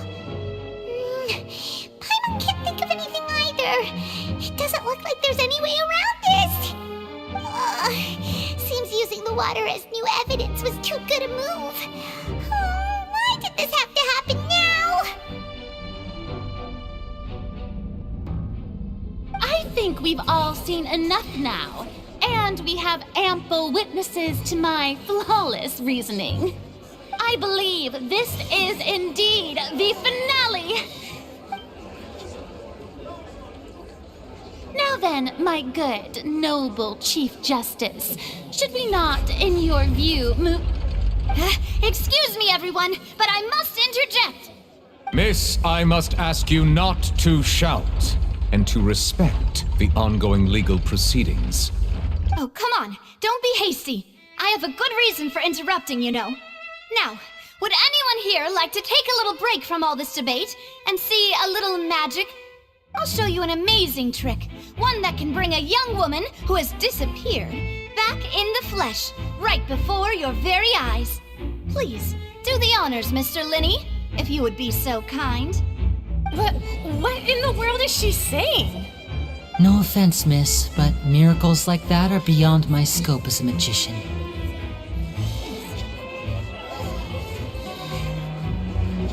Come on now, don't be silly. Magic is all about misdirection, isn't it? It often conceals the truth while presenting a fascinating illusion. But once everyone believes the illusion, can't magic reveal the truth to them once again?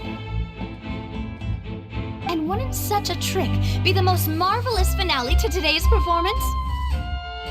Come on, Lenny and Lynette, give it another go. Don't worry, Spina di Rasula has made the necessary arrangements on your behalf. But as the magic makers and stars of the show, I think I should leave the final performance to you. I understand.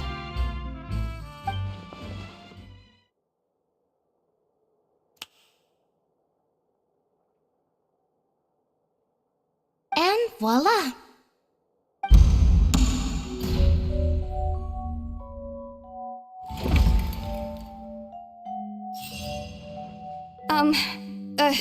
Sorry for the interruption.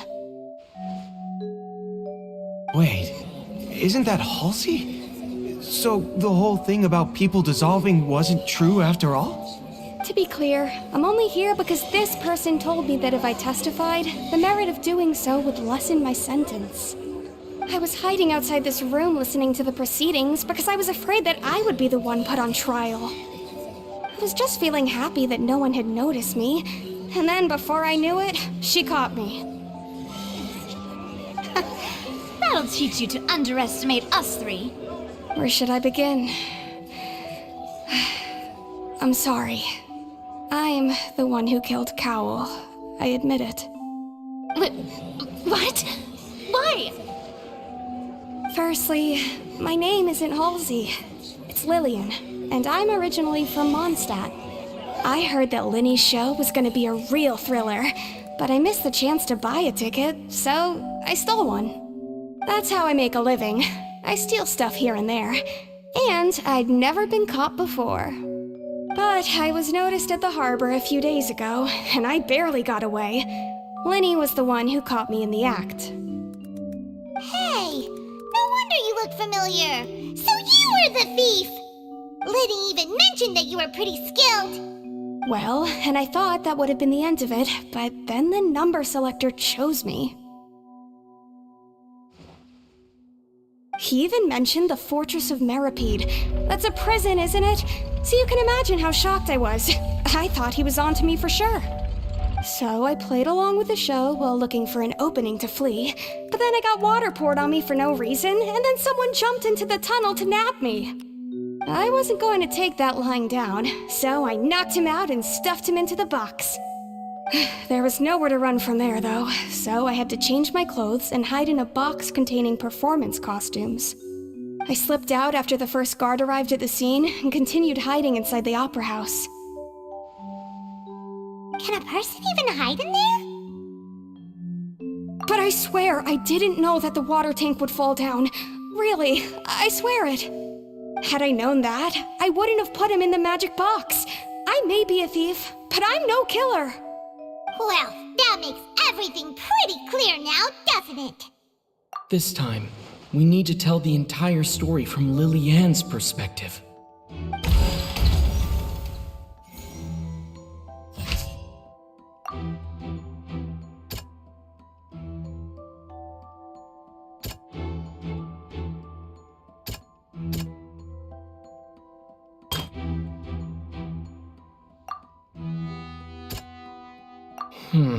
Seem...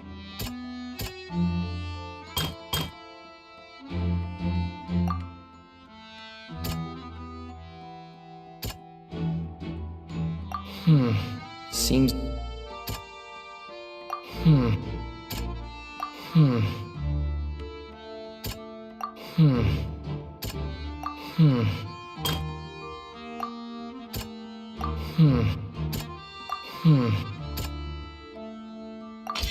The strange sound wasn't from a fight.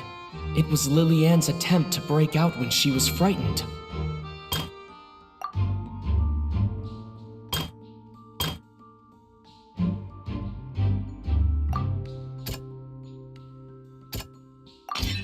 The flower vase was not broken to cover anything up, but was smashed during the struggle between Lily Ann and Cowell.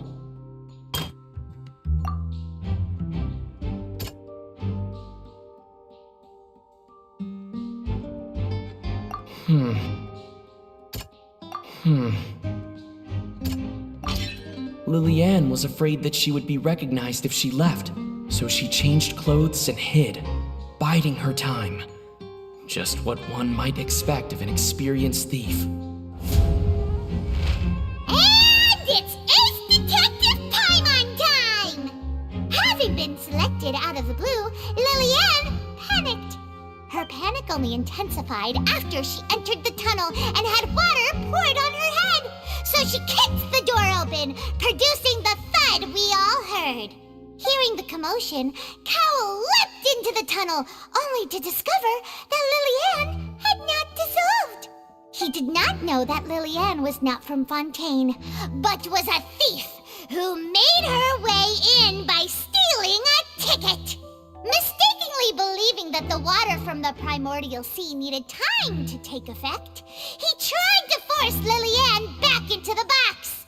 The two broke the flower vase during the struggle, but Lily Ann came out on top, knocking Cowell out and putting him in the box. With no way of escaping, she changed her clothes and hid in the costume trunk until the performance ended.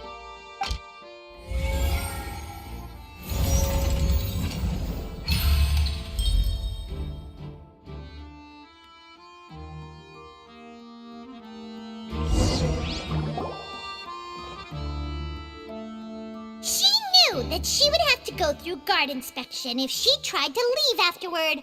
So, she has been trapped in the opera house these last 2 days. She had already become desperately hungry by the time we were chatting over macarons. So, she swiped 2 of them right under our noses.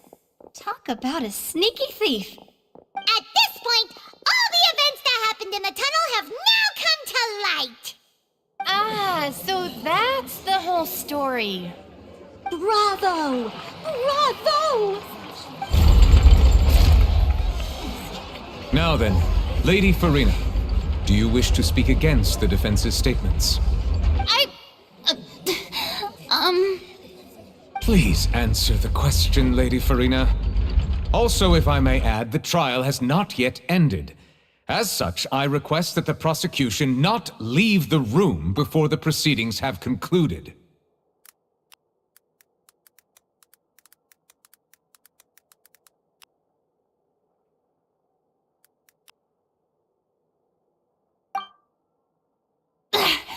What? Are you reading my mind now?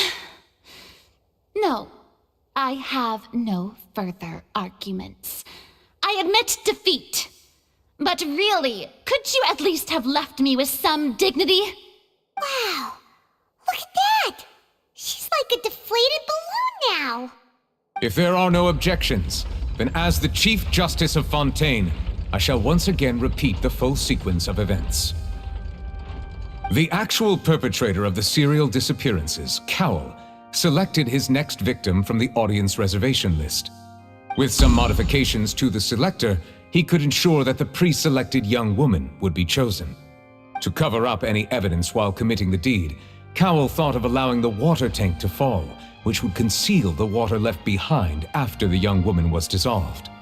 He also tampered with the rope suspending the water tank, using the fireworks at the end of the performance to cause the tank to drop and hide the watermarks. He poured the water from the primordial sea into a balloon during the preparation of the magic box and stuck it to the box's lid.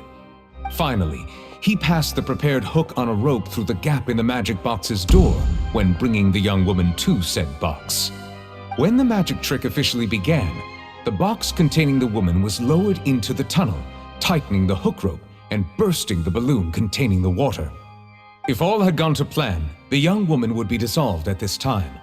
However, Lillian was not from Fontaine and thus fled the box with a loud noise. Realizing that there was trouble, Cowl entered the tunnel and met Lillian. Thinking that the waters had not yet taken effect, he decided to proceed. However, his opponent was more capable than he thought, and he was overcome, knocked unconscious, and placed into the magic box, and thus became his own final victim. Lillian, according to her own statements, then changed clothes and hid until the performance ended, before hiding in other parts of the opera house. As for Linny, he was in the underground structures within the opera house, and was thus ignorant of these happenings. From this reconstruction of events, we can conclude that Linny, the accused, is in fact innocent. While there is much in Linny and Lillian's conduct that should still be investigated separately, this case, at least, can be handed over to the Oratrice to make the final decision.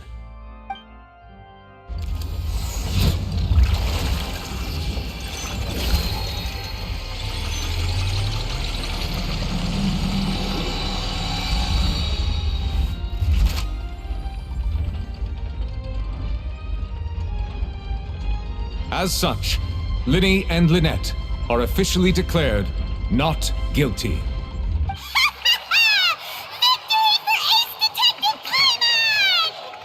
Great work, partners. Thank you all. Thank you so much.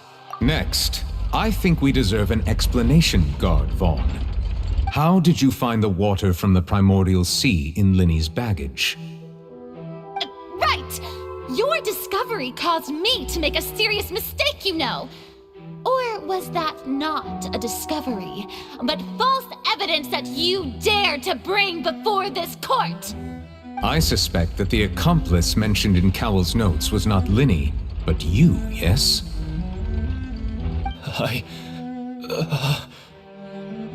I'm sure you know what you must do to lessen your sentence. Speak quickly! Unless you want to earn yourself a one-way ticket to Coupon Town. I was just following orders. We were supposed to place blame for the serial disappearances onto Linny, and thus cause suspicion to fall on the Fatui. The higher-ups said this was the best opportunity to do so. And now that your plan has fallen through, and the secrets of the water have been revealed, you have become a liability to said higher-ups, yes? Therefore, you would be wise to tell everything you know, and seek the protection of the guards. Yes, I'll tell you everything I know. Our boss discovered that the water can cause people to dissolve. It can also be made into a potion, which when extremely diluted, can cause people to experience unforgettable exhilaration. We've been in this business for a while now, and have made decent more off it. The disappearances were also the boss's idea. I mean, this is the boss we're talking about.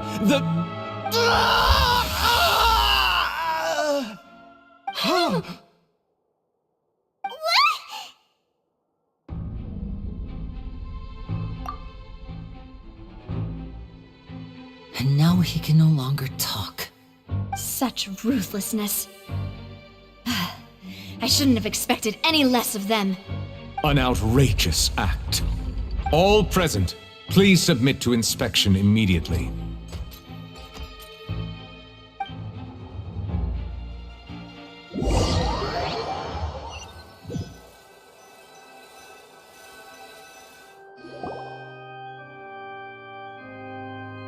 So, we're just going back now?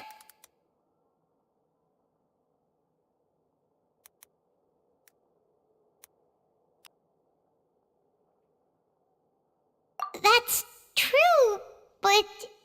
Traveler, Paimon! Please wait. Lenny... I know you may not want to speak to me right now. Maybe you don't even want to look at me. But still, let me thank you again for defending me to the end, even after you learned that I'm a member of the Fatui. I guess. But regardless, I'd like the opportunity to set things straight. I didn't approach you with any ulterior motives or ill intent.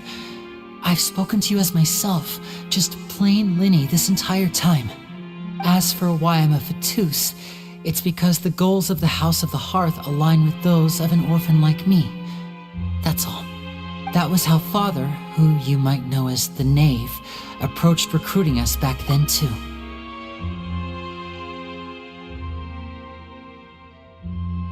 A knave? The one who controls the House of the Hearth? She's your father? That's right. And since we're here, I was wondering, would you mind hearing a story? It's about my past. Back when our parents first died, Lynette and I were left wandering the streets. To survive, I took to surreptitiously observing an older street performer who did magic. It took me several days to figure out how he pulled off his amazing tricks. I took my sister through several streets until we found a crowded corner, and we began to perform magic tricks there. To my surprise, we proved to be pretty popular, and we could at least stop worrying about where our next meal would come from for a time. But I didn't want my sister to remain a street rat together with me forever. Before long, an aristocrat came to me and claimed that he wished to take us in after watching my performances. So you went from orphans to nobility just like that? That was how we felt at first too. As if fate was on our side and we could say goodbye to those painful days. But I gradually discovered that while we were called foster children, he was really after my talent for magic tricks.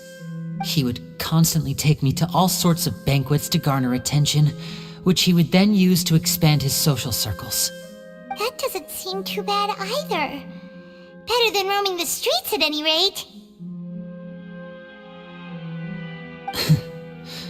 It took a while for me to realize just how dark his heart really was. After one particular performance at a banquet, I discovered that Lynette was not on the same return vehicle as me. I waited a long time after we returned home, but she did not come back. I went to that noble's bedroom and asked him about her whereabouts. The answer he gave me was, she caught the eye of the most eminent person at the banquet, so I sent her over as a gift. I mean, you'll be able to perform your magic regardless of who your assistant is, yes? Oh no. So he was gonna... But wouldn't Fontaine's laws deal with such people? As far as outsiders are concerned, this is a relationship akin to adoption or foster care, and they have their ways of escaping the eye of the law. I managed to ferret out the location of the mansion of that so-called eminent person and hurried through the night. But by the time I leaped over the walls, avoided the guards, and made my way in, all I saw was the moonlit ground covered in blood, and the knave standing there in the darkness. So, she'd already taken care of that guy. That's right.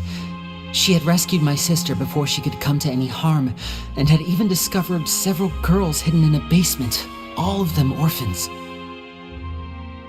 Father, I mean, the knave, might have seen something in me, and so she made me an offer. The House of the Hearth welcomes you, for your interests align with ours. Here, none will ever betray you. Indeed, betrayal shall never be permitted here. I was hesitant to trust her. I mean, I had just been betrayed by nobles. But she was also quick to destroy the noble who had taken us in at first, giving us back our freedom. Oh, so that's how the two of you joined the House of the Hearth. She has her own plans. She has gained permission from the Tsaritsa to first use the Gnosis' power when she obtains it. She plans to use it to find a way to break the prophecy and save Fontaine. So, she believes in that prophecy too? That's right. The whole House of the Hearth is currently working to combat that crisis. Today's case has also proven that people from Fontaine can indeed dissolve into some sort of water, thus further supporting the prophecy. All of us house members here, Lady Arlecchino herself included, are from Fontaine. We won't give up on defending our homeland.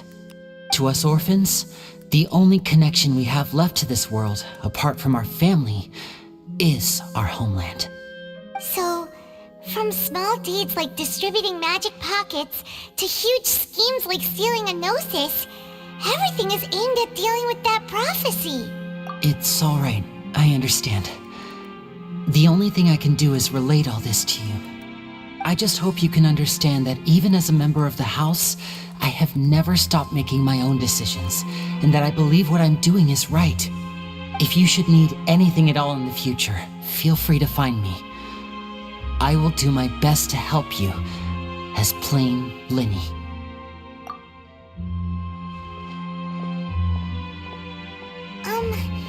Bye, Linny!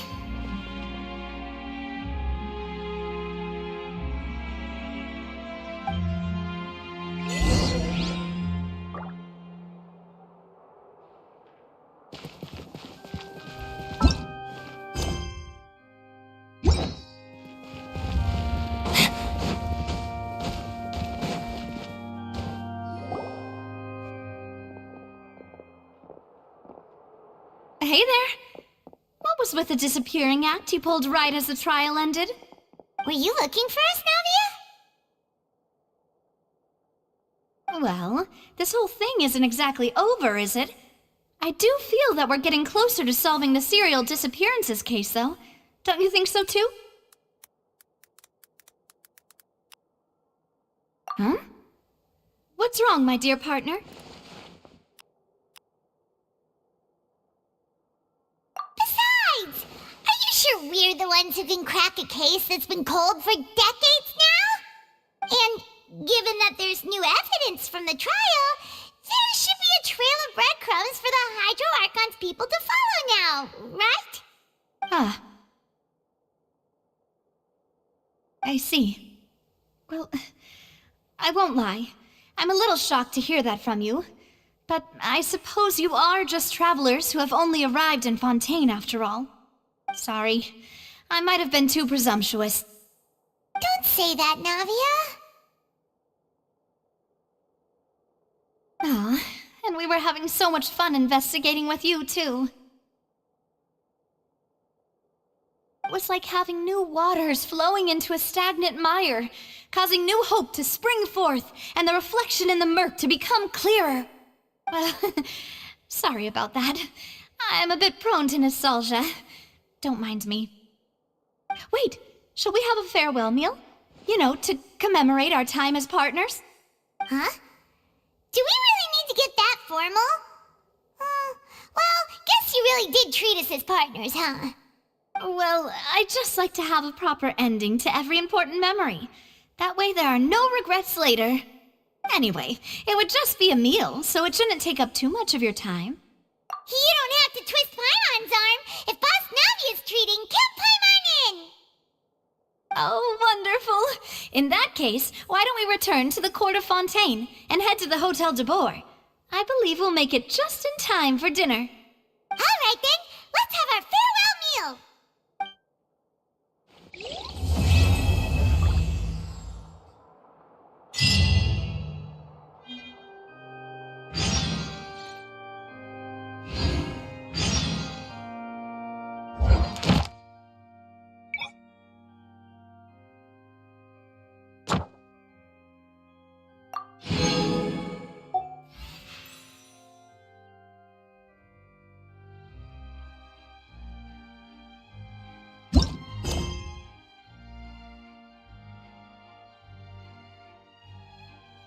Thank you.